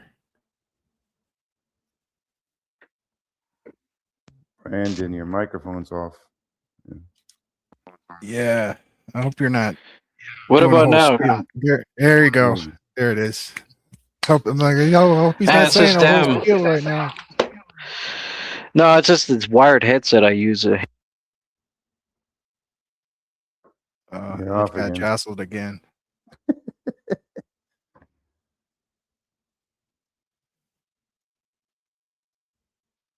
So I decided to cut the Utron in half down at the bottom and make it look more like a saucer. And I'm like, wow, isn't that a novel idea? Because it lowers the center of gravity on the pole. So you get when you put the rotor on, it doesn't sit so high on the shaft. I agree, Felix. 5 millisecond duty cycle or lower, 1 millisecond. That's the idea behind the Adreno. The Adreno can do 1 millisecond. But I gotta get I hear the bong there, and that's cool. It sounds like a bong. I'm drinking out of my water bottle. I'm chugging it. Sweet. I can imagine it would sound like a bong. That's funny. It does. It so does. That's you drinking out of a water bottle? Yeah, it did sound Yeah. Yeah, this is I have one of those big what is this You got there, Bill. Yeah. It's a big water bottle. I've had it for years. So you use this instead of the Utron base, and you got something that can go like 4 or 5 times faster. Just because it's sitting lower, I can let it go, and it's not going to rip the shaft off because it's not up here going like this. It's down here, and it's nice and sturdy. You know what I'm saying? But I got to make a different one. See what happened there? What? The hole? Yeah. Won't even fit a broken? bearing. There's not enough material there to fit a bearing. Oh. So this weighs a ton. So you're trying mounting a pillow block bearing in there? I could It has try. screws I and need 2 bolts, bearings to Well, a pillow stabilize block this. bearing it has screws and bolts, so you can actually put 2 of them together, one on each side. Okay. Make it even stronger. But they're made out of Yeah. steel, so the magnets might. I don't know. It depends how you have it set up. Yeah, well, I mean, this hole right here, this big hole in the middle here, goes a magnet. And you got one underneath too. So you got the maglev, and then you got Look the at pillow maglev. block bearings. Yeah. Check them out. Pillow block. They have like different kinds of, so you can mount them with screws, and bolts. You can drill a hole through there and bolt it in there. You can put 2 together, one on each side. Make it double strong. Yep, I need to make it double strong, so it won't like wobble as much. Well, nice. Yeah, that's what I did with. I had these heavy magnets, so I used 2 pillow block bearings and a big shaft, so that would hold the heavy magnets. And there was no play at all. The bigger the bearings, the better, and the bigger the shaft too. But the problem with that is it's steel, so if you're gonna have an iron shaft, you want them, or iron bearings like pillow block bearings. You can't find them in any other material, really.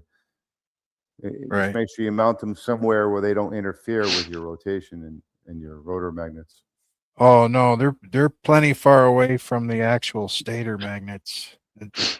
Yeah, if you can use pillow block 5 bearings, inches. and they're not going to be, interfering with your rotor magnets because they are steel, then use them. Hell yeah. They're very handy and very, very durable. And I got to get the right angle ones though, so that I can, because I gotta. Yeah, they have them for horizontal mounting and vertical mounting. Yeah. Different Got to get the types right of orientation. They have 4-hole pillow block bearings or 2-hole, so you can put 4 bolts or 2 bolts depending on what you want. Now I'm gonna take a strong hit to spinability because I'm using ceramic bearings now. So You just have the bearing there to keep it on the shaft and stable, but otherwise you're using the magnetic maglev to do the rest, right? Yep, basically. So I take that pressure off of it. So the bearing is just to keep it from wobbling. Right. Yeah, absolutely. But I mean, you do have to use it because it's not an air bearing. It's not. That would be nice to have like an air pressure bearing. They got such a thing? I don't know. I've heard that they've got like bearings made out of that the Oh, you're talking about pipe bearings. Yeah, one pipe inside the other where the air acts as the bearing. Yes. Once it starts spinning, yeah. They call that the pipe bearing. Actually, yeah, I've heard of that. I forgot about that. It's pretty interesting. Those are used for like really heavy stuff, but you can make a smaller pipe bearing for lighter weight stuff and still get the same, achieve the use of using air as your actual bearing. But you have to size the inner pipe to be just a little smaller than the outer pipe, so that, you know, and they can't be hitting each other either, which is kind of difficult. But yeah, it's just look it up. Look into pipe bearings, see how they're made, and Yeah, I have a member video about homemade pipe bearing, what you need to like make it work. yeah, it'll take a I little got a couple research. extra pieces on that too, you know, like I have bearing in between each pipe and, you know, stuff like that just to keep it solid. But it's like that defeats the whole purpose. I didn't understand that you could make it like an air bearing, a pipe bearing like that. So I had a Oh bearing yeah. on the small pipe and then a big pipe going around the bearing. Well, actually, the pipe, it's the outer pipe is the one that's attaches to your rotor for spin. Or was it the inner pipe? No, the inner pipe. Sorry, the inner pipe is the one that the outer pipe is stationary, and the inner pipe is the one that spins. And you Okay. attach that to your rotor. And All right. yeah, I saw a video, some videos on it, and yeah, it's a little, definitely needs more research to get a firm understanding on how to make them. But you don't need to. I don't think you can buy them. I mean, if you could, that'd be great. But it's something you have to make, and you know, they hold a lot of weight, a lot of weight. That's Yeah. pretty much what they were used for originally, is for heavy equipment. That makes sense though. I mean, And they don't 'cause go bad either, you know? That's another thing. there's no moving parts really, and you just got the one and the two, and The I don't air know. is insulating the two pipes, so they never actually touch. Once the spinning starts, you know, when they start the spin going, there's a little rubbing going on in between the two pipes. But when it reaches up a certain RPM, the air is being compressed, and you know, and then it all of a sudden the air takes over and becomes the actual bearing. And That they would be use, sweet. I think I that's gonna don't, be necessity for this, you know, if it's ever gonna like do anything, it's gonna need to be perfected in some kind of way. Because like it is, it's just a toy. Like it is, it's just I play with it, and normally, I mean, like you really can't get any readings from it.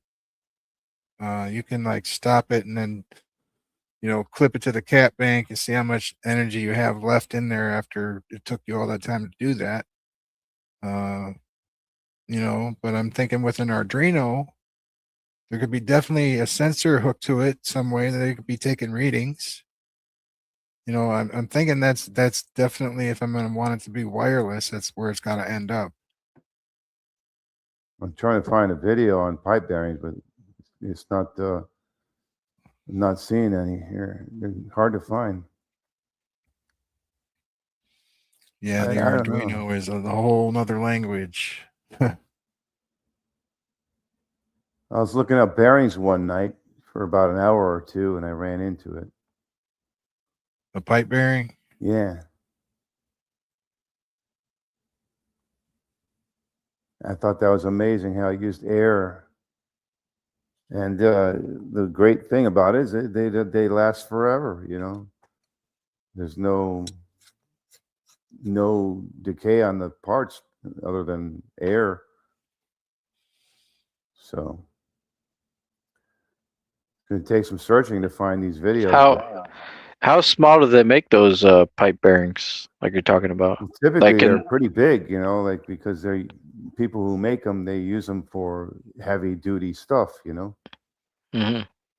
But They don't that make them doesn't like mean for you can make them smaller. It doesn't matter. It's just not something that's not why they were invented, from what I understand. Like they needed a right. bearing that could hold a lot of weight and and have a large surface area to mount a lot of flywheels, heavy flywheels. So if you see any equipment with heavy flywheels and you don't see any bearings, but you see pipes, well, that's probably what it is. It's a pipe bearing. Yeah, I remember watching a video on those a long time ago.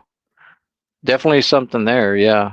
No wear and tear, because there's no point of contact. It's just air pressure that lifts it or sustains I it. It's believe pretty the two interesting. ends have to be sealed, or I don't know, maybe not. Since there's such a small space between the two pipes, you may not have to seal it either. Because if you seal it, how is one going to rotate freely while the other one's stationary? They could counter rotate.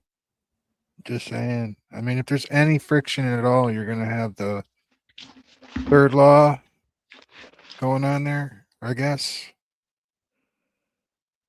Equal and opposite.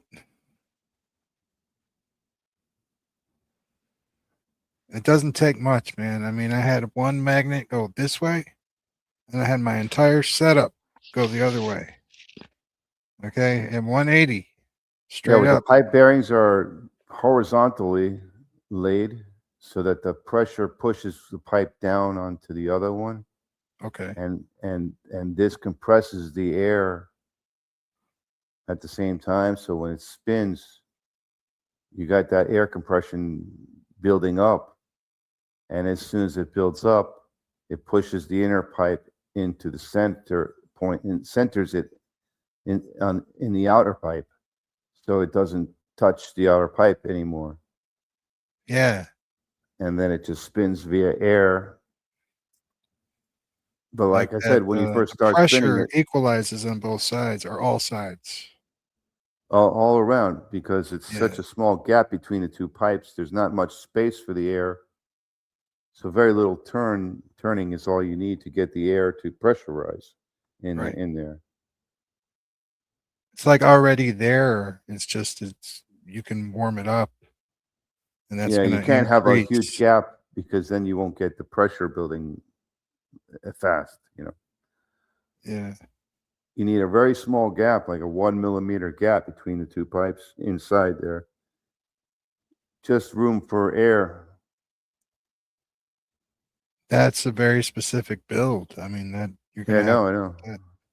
That isn't just something you can buy. It's tricky. Yeah, you'd have But I've seen them in operation with a heavy ass flywheel on there, and you hear it rubbing, when he starts turning it.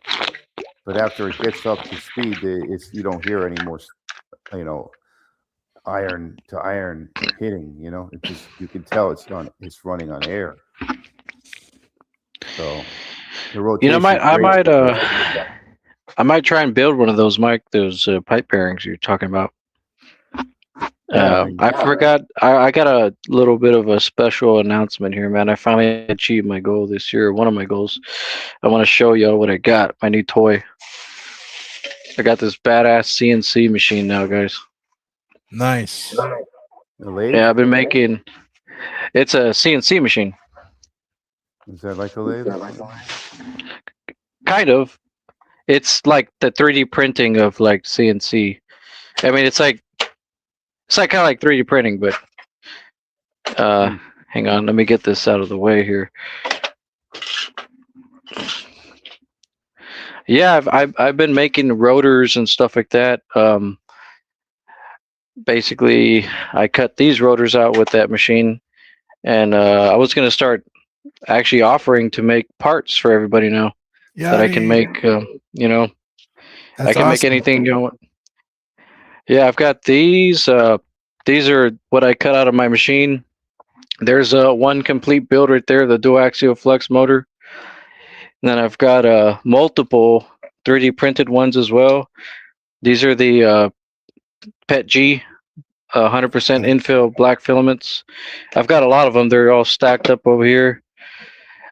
Basically, I have these motors I've made out of plexiglass and 3D printed that I'm going to start selling.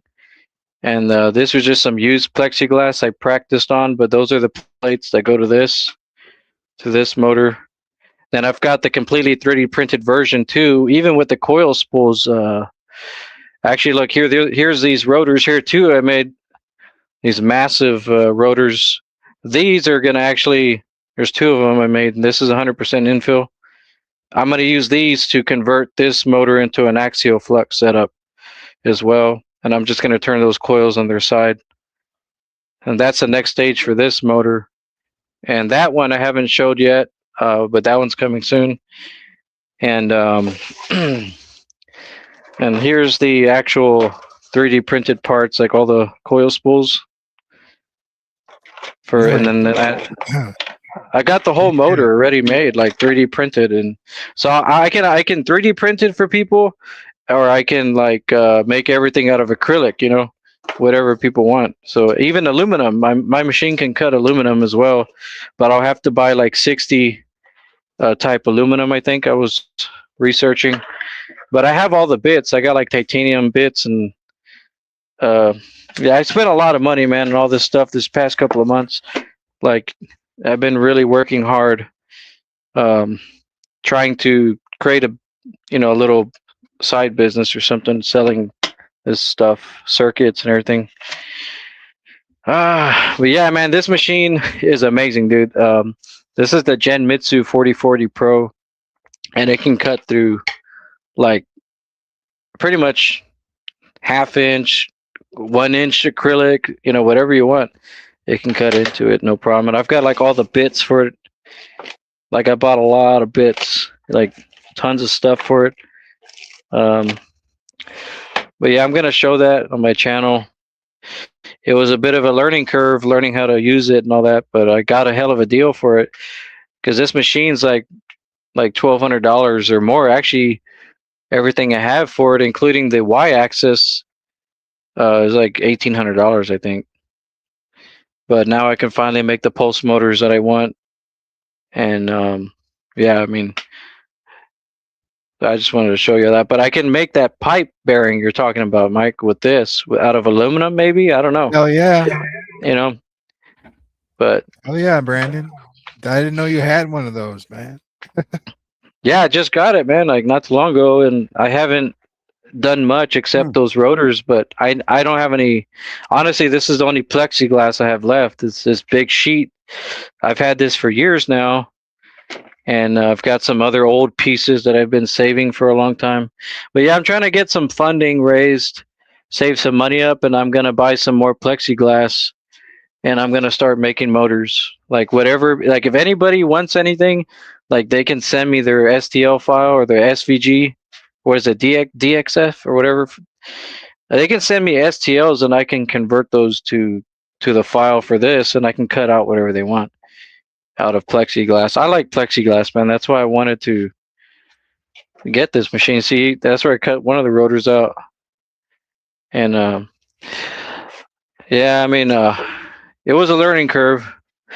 I can give you a demo on my latest thing real quick if you want. Then this is my.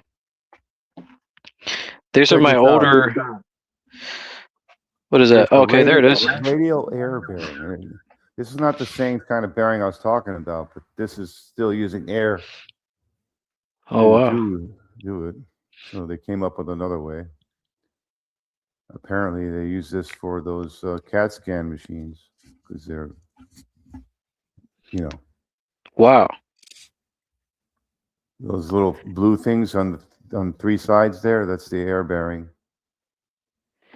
Is that like compressed air that would go in there, or is it like a? Well, that's the. Let me rewind it. Okay, I see. Such a small space between the actual rotor and the air bearing. The blue and black thing there is the bearing. You see how there's very little space there? Yeah. That's how you get it to work, by getting the air to compress in that small space. And the rotation gets the air compression to happen. Kind of like a Tesla turbine. Doesn't it work like that too? Like an air version? That's awesome. I guess I'm not too familiar with the Tesla turbine. I think it was water, no, the Tesla turbine, or air too. Yeah. Yeah, I've seen people do like, was it Mr. Teslonian? You could do it with water too. There's that other guy who was, I forget his name. Yeah, he made like some kind of over unity device with a Tesla turbine. And he was like turning like a generator that was kind of like a Newman motor, but set up as a generator or something like that. Yeah, that's pretty awesome. But I gotta make a maglev thing, man. I've never made one of those. You know, I did buy some neodymium magnets a long time ago. If my dad. Yeah. Oh yeah, I forgot to show you. This is my new place. This is my workshop. Don't mind the silver material back there. Looks funny, but I had to close off that roof, man, because in the summer it was hot, and I didn't have any what do you call it? Like the insulation sheets. I still need to get some, but I just freaking put that there because I couldn't keep this place cool in the summer. It was way too hot. But yeah, this is like my new shop that I've been working in. I've been here for like about a year now, and it's just a shed basically. It's my little workshop, so kind of a mess right now. Stuff in my shed now too. It's my man cave. This Mine's is the not lab. that big, so I don't spend any time in there, but I got all my stuff in there.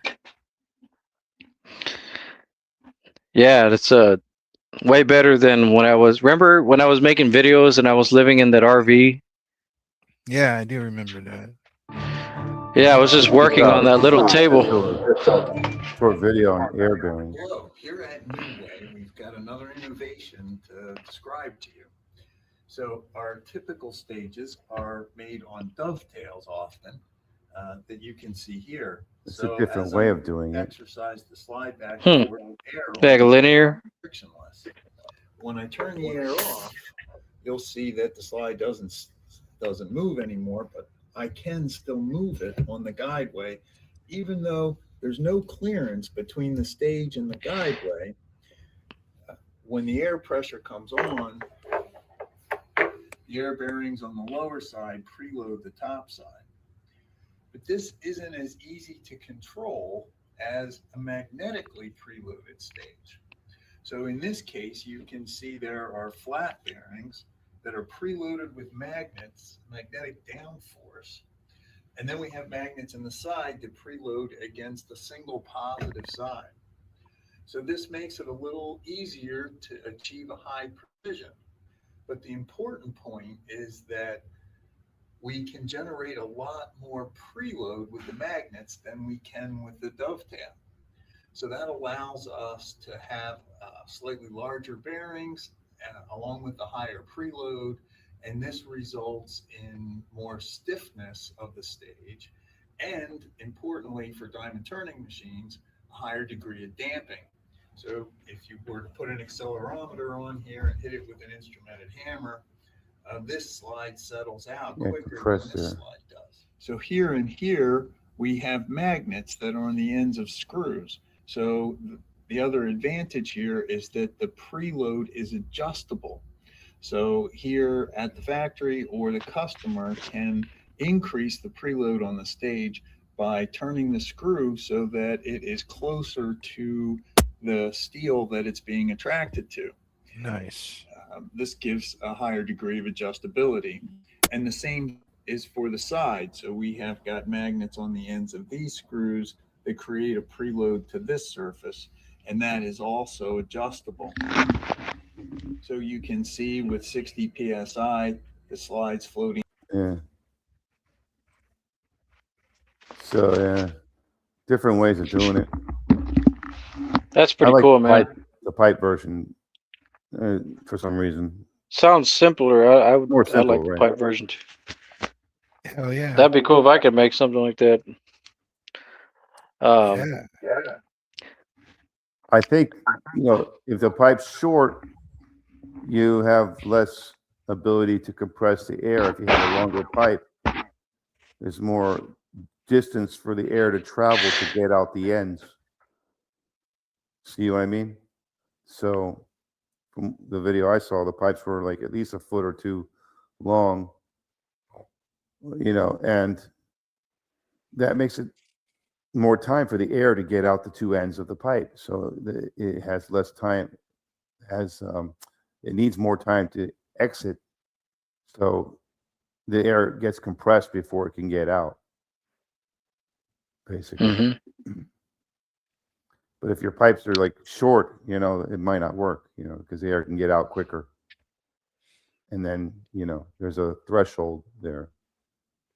Do you mind if I show a demo of what I've been working on right here? Or I would like you to see this, man. This has been like 2 years, 2 years in the making. I've been like working on this circuit, man. Like, and actually, before I show you that, like, these are the other ones I made. They still work good. Like these two. This was my first one I made. That used a transistor right here. It's just not in there right now, but that was the first one I showed. And that's a single coil shorting circuit that uses a transistor and a trigger coil. And then I made like a 8 transistor version of that, which this works pretty good, but I was getting a lot of drag. But what I learned from doing it like this, I was gonna, yeah, these are all coil shorting circuits here, and this is the MOSFET version. This is my latest one that I made of the. This is like for a single coil or multiple coils in series would work with this. And I've got like I've got 4 neon bulbs in series, and then another 4 in series, and then both of those are in parallel, so it can handle quite a bit of the flyback spikes, so they don't ruin the MOSFETs. But then I did the same thing over here where I made like an 8 MOSFET version. This is like the one that's gonna be like the best one I've made so far. And I actually got all these little magnets here that I finally got. These little magnets, a bunch of them, and I'm gonna make a little timing disc. I wanted some smaller ones. I'll get some smaller ones later, but I'm gonna cut tomorrow. I'm gonna cut a disc with some acrylic right there and put these magnets for a timing disc. Right now I'm just using this top rotor as a timing disc for the Hall effect sensor, but I want the magnets to be literally the size of the Hall effect, like that small. And I do have some small ones. 10 millimeters. Right? No, this, I have the circuit already in my head. I've been working on this for. No, I haven't drawn it out yet. No, but I will show it later on my channel. But I want to show you. I guess I'll be showing it here first. So, like, basically the circuit, though, I had to resort to this. I didn't really want to do this, but I like passively powered stuff, and you can passively power it, but you just gotta like use a small generator coil to fill up a cap to power the circuitry, because we have a gate driver. There's a little gate driver in the Hall effect, so that needs a little bit of power for the circuit to work, but it's not that much power at all. I've been using this dead 9-volt battery to run the circuit, and I've been using this for days already for testing, and it's been staying around 7 point something volts. And it's like, it was just a dead battery I had lying around actually from one of my voltmeters. And let's see right now, let's see, it's pretty, yeah, this is running just the shorting of it's running the gate driver, but it's at, let me see, where is it at? I'm trying to do it one-handed. Oh, it's just triggering the shorting, okay. Yeah, it's like 7.6 volts, so it's been pretty much there. Like, it doesn't use a lot of power. If you run it off a 12-volt battery like this, it'll last for a long time. But in case something goes wrong, actually, I'm going to replace these resistors with some big ones, because I had one of these get really hot on me because one of the MOSFETs failed because I was doing a bunch of testing. So I finally figured out how I want to finalize this circuit. So, but yeah, let me get the motor up and running. So I've mentally migrated away from transistors and MOSFETs altogether. I'm convinced because you mentioned passively charge your triggering device. That's exactly why I don't want to use transistors. I want to use homemade relays, being triggered by the rotation itself. You Let me know, get a. Yeah, either man. being triggered by the rotational magnets or being triggered by the induction into the coil. Yeah. So right here, Either way, it's a magnetic thing. Right. I just want to demo this for you real quick, guys, because this is amazing, man. You're gonna freak out on this. So I have a. But, you know, there's only so much you can do with a homemade, you know, relay. You can't trigger a bunch of devices unless you make a bunch of those relays. It's a lot of work. Yeah. But to make one and trigger one coil. So this thing's going really fast. You see how it's drifting? The motor is like literally moving. Yeah. It's going that fast. I mean. Oh yeah. So and I just have 2 Bedini coils on 2 sides. Actually, it's going really fast. So. Isn't the drive coil on the bottom though? No, I'm not using the rotor on the bottom right now. You're not. Oh, okay. It's not even there.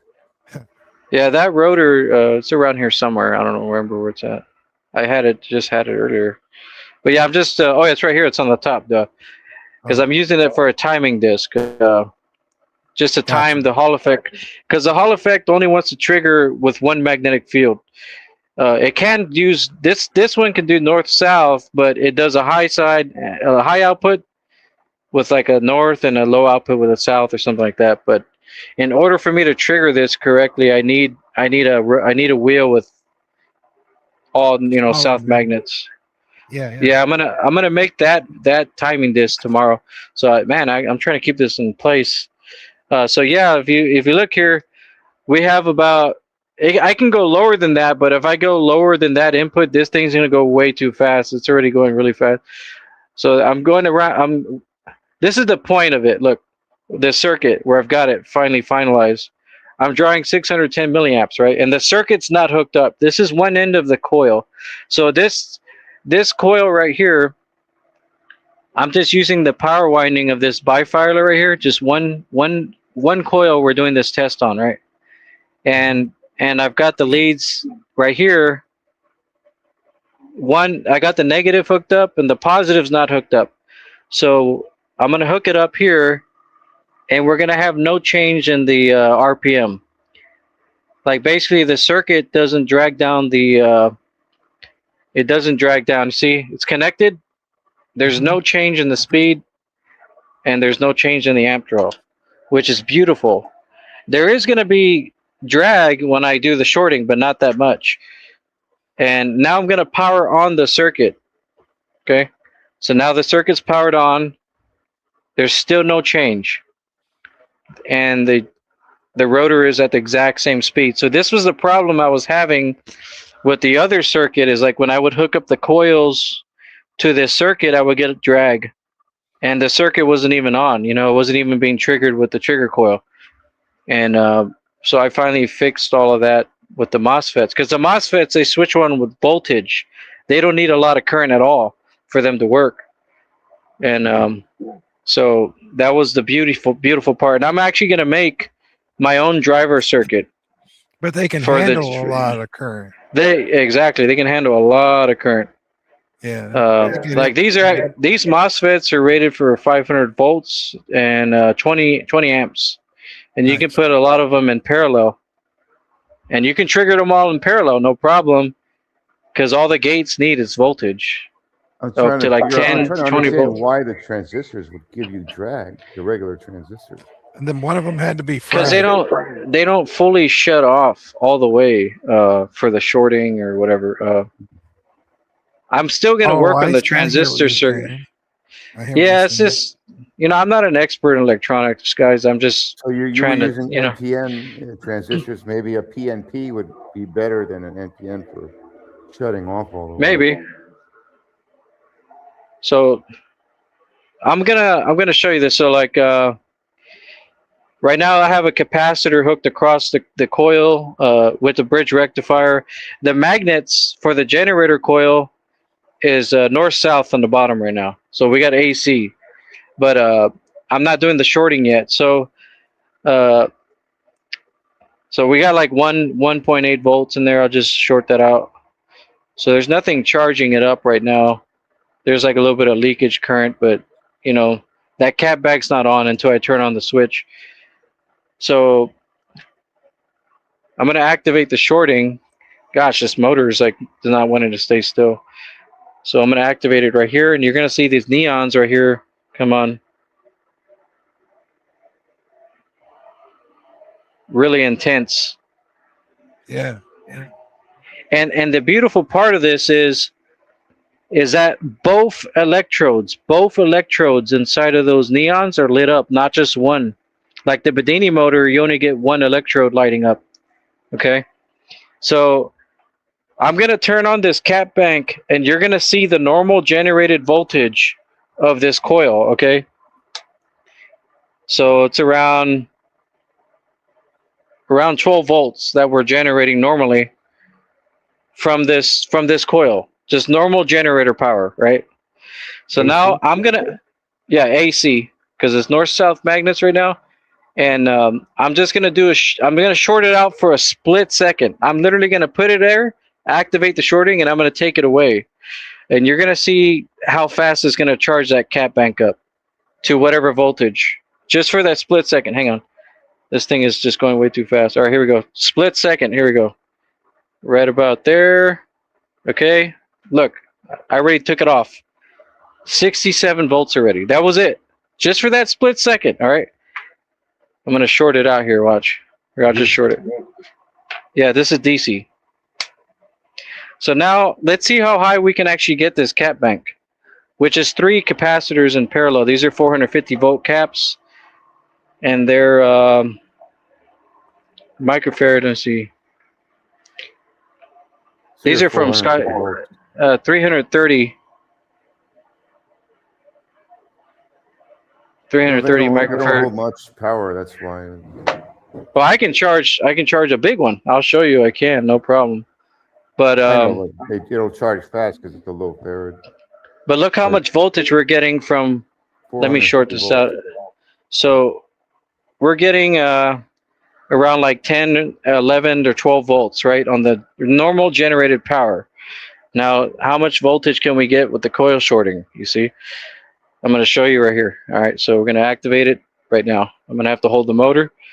Okay, and we'll start charging this cap bank up. Okay, we're already at 100 volts past. That's awesome. That's insane, right? You ever try dumping that back into the source? Yeah, that's what we're going to do. For all 8 coils, all 8 of them. We're only shorting one. We're only shorting one coil right now. Look where I'm at. Okay, that's a lot. I don't even want to. I can go higher. Around half an amp there. I can keep going. Let's see. I've actually never gone this far with it, because you know. It looks like close to those 500 neon amps going in there.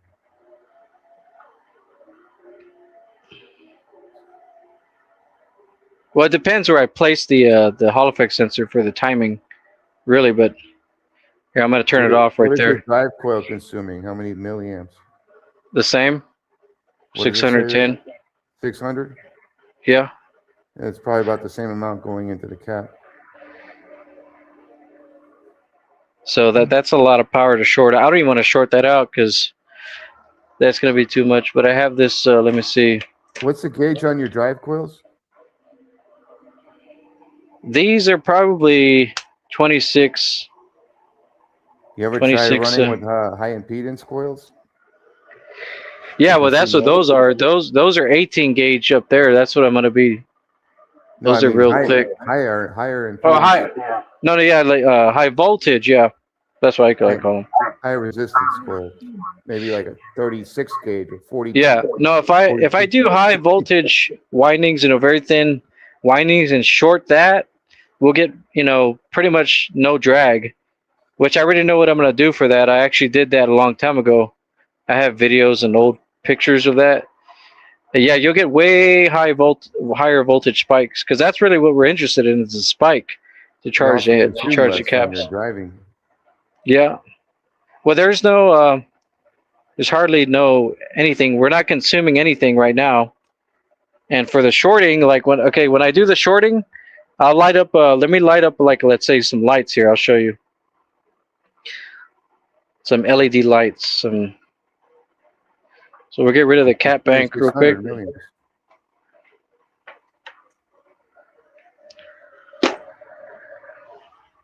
I like using this light bank here. So we just have like the 4 120 volt LEDs, and I'm just going to connect the coil directly across it. So that's directly connected to the coil. And the coil's only making like around 12 volts AC. So now we're going to do coil shorting.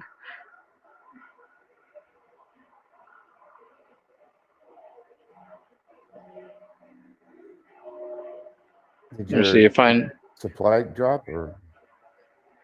Yeah, a little The bit. neon lights are off. Yeah, they're off because that voltage is going into these lights right now. It's kind of like a Bedini motor, so you disconnect the load, and the neons will protect the MOSFETs. I got you. But yeah, man, this is what I've been trying to achieve for so long, you know. And if you do all north magnets with certain loads, it'll speed up. Right now, And the you know, amp draw went down. Yeah, I mean that's how Bedini motors usually work. That's why I like doing the combination of the two, because we're converting the mechanical energy now into electrical energy that we can put back into the run battery. And that's the beautiful part about this. You know, I'm actually putting it quicker. You do it really fast. It's Yeah. like pow pow pow. Yeah, I like it. And you see, when I turn off the shorting by removing the Hall effect, our amp draw goes back up and our RPM goes back up a little bit. And that's where it was at before.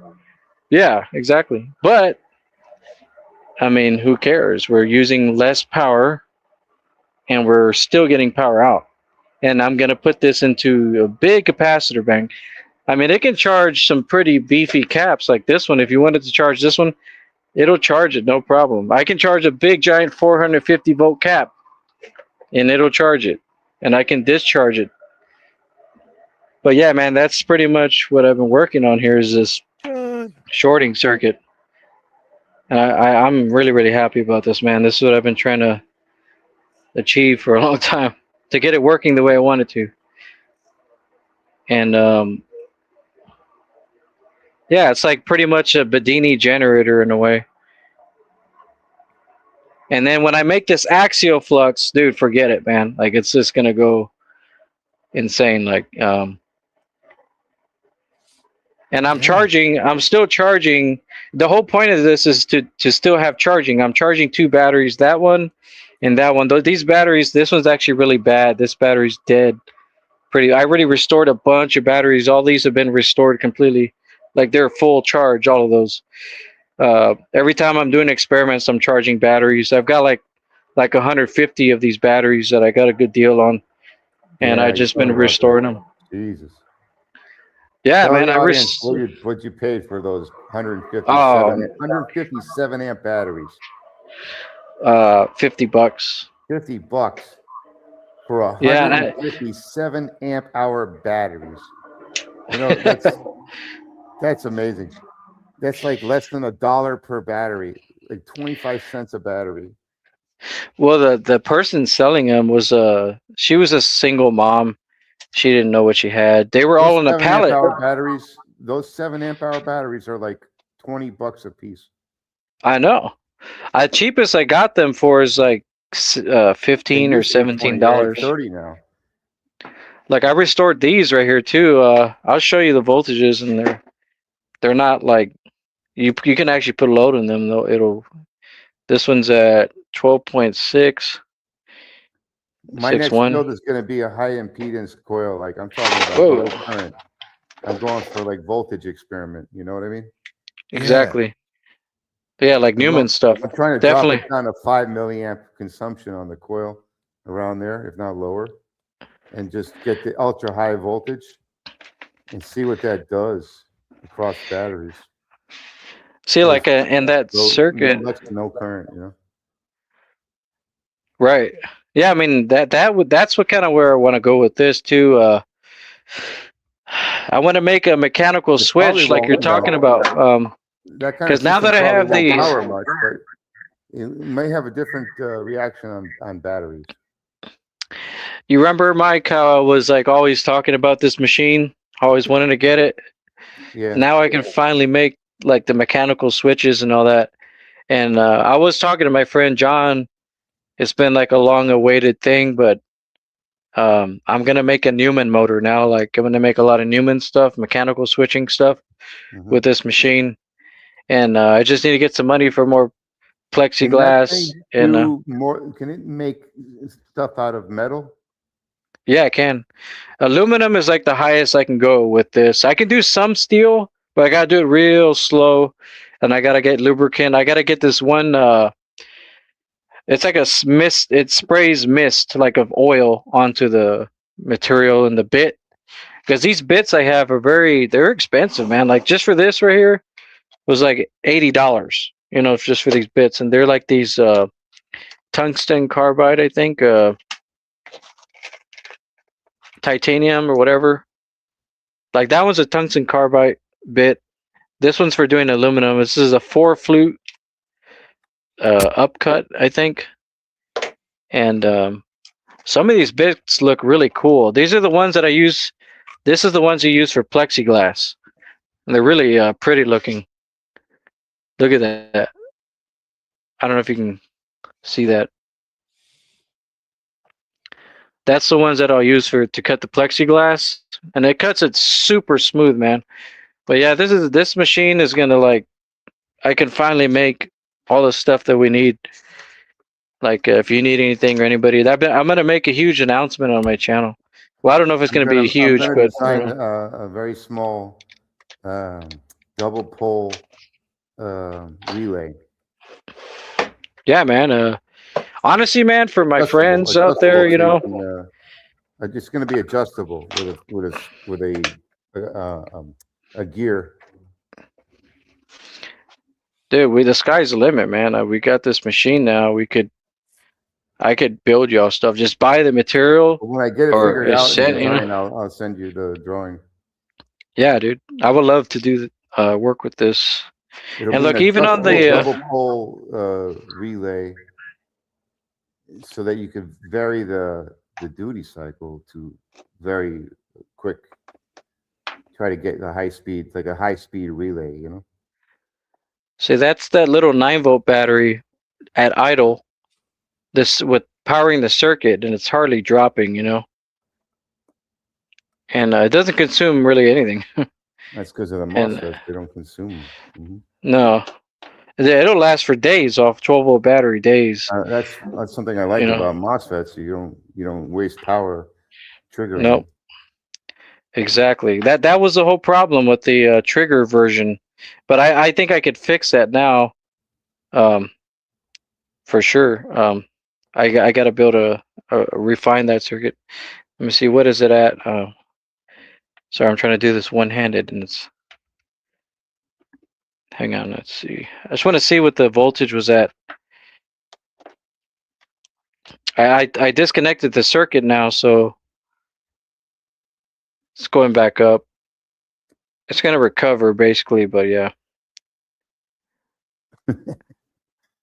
Slowly. But that 9-volt battery is already dead. Yanni, yeah. What do you think about that? I mean, even with the motor off, right? Let's say the motor off, like it's not even powered on, right? Let's see what we can get in the cap bank with just like a hand turn, let's say. So I'm gonna connect the coil to that. Get the voltmeter over here, put it on DC.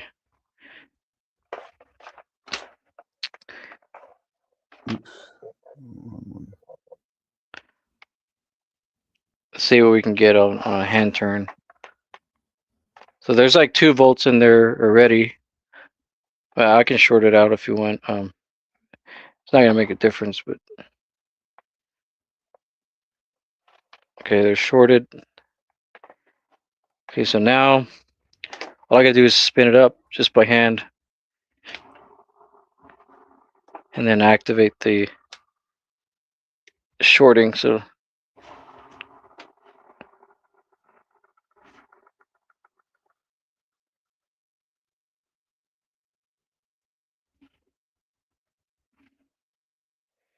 that's just from a hand turn into the cap, right?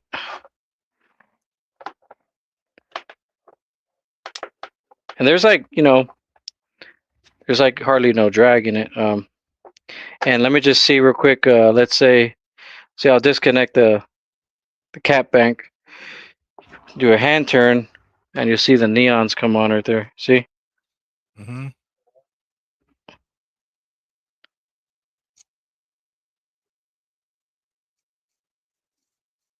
That looks like AC. Uh-huh.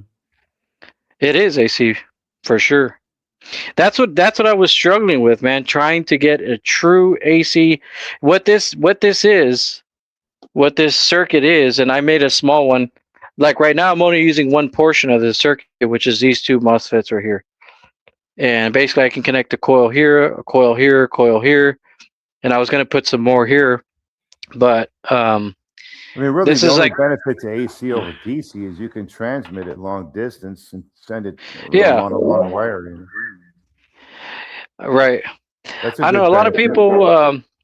I just really wanted AC coil shorting to work, but honestly, I found a lot more benefits with, some benefits with monopole versus the AC, because you can, it does like a speed up under load effect, which is really good. But with AC shorting, since the magnetic fields are changing from north south, you get a higher voltage spike too. But you still get a lot of voltage with monopole. You still get a lot. And this was the one I made that was a smaller one. And it's got a built-in bridge rectifier too. And that goes out to this is the charging output right here. And then this is the input for the little 9-volt battery or 12-volt battery. And that's your little Hall effect sensor. So that's all there is to it. And then you connect your coils here. And it does the shorting. But not only that, this will work perfectly fine as a motor coil, a motor circuit. I mean, it works with vice versa.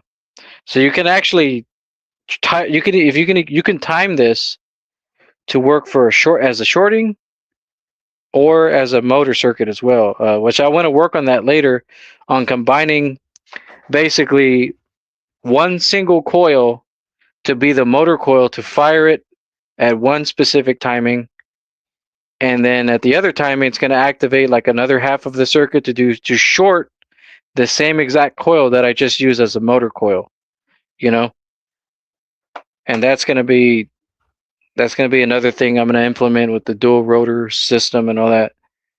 And even if we do like the counter rotating rotors, that would add to that too. Oh yeah. Increase, I don't know.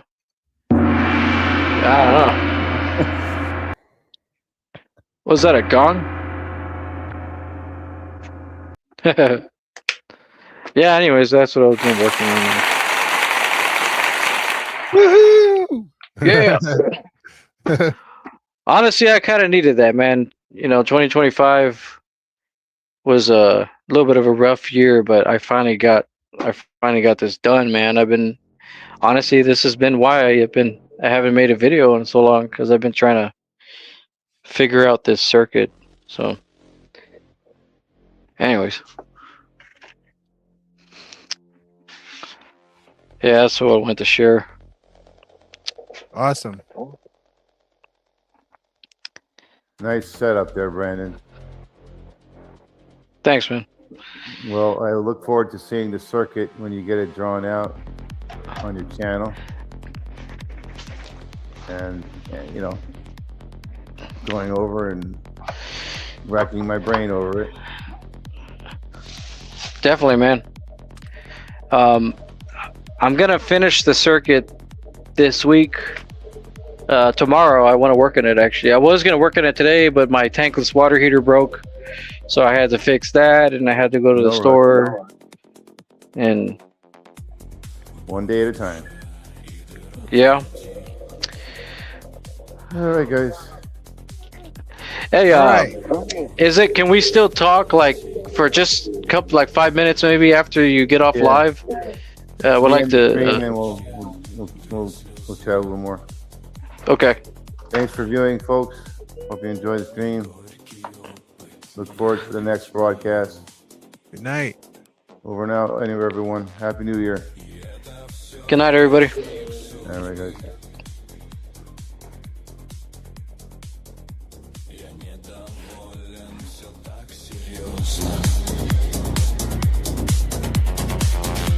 Терпение грань взрывает мир. И здесь, увы, недоосторожно.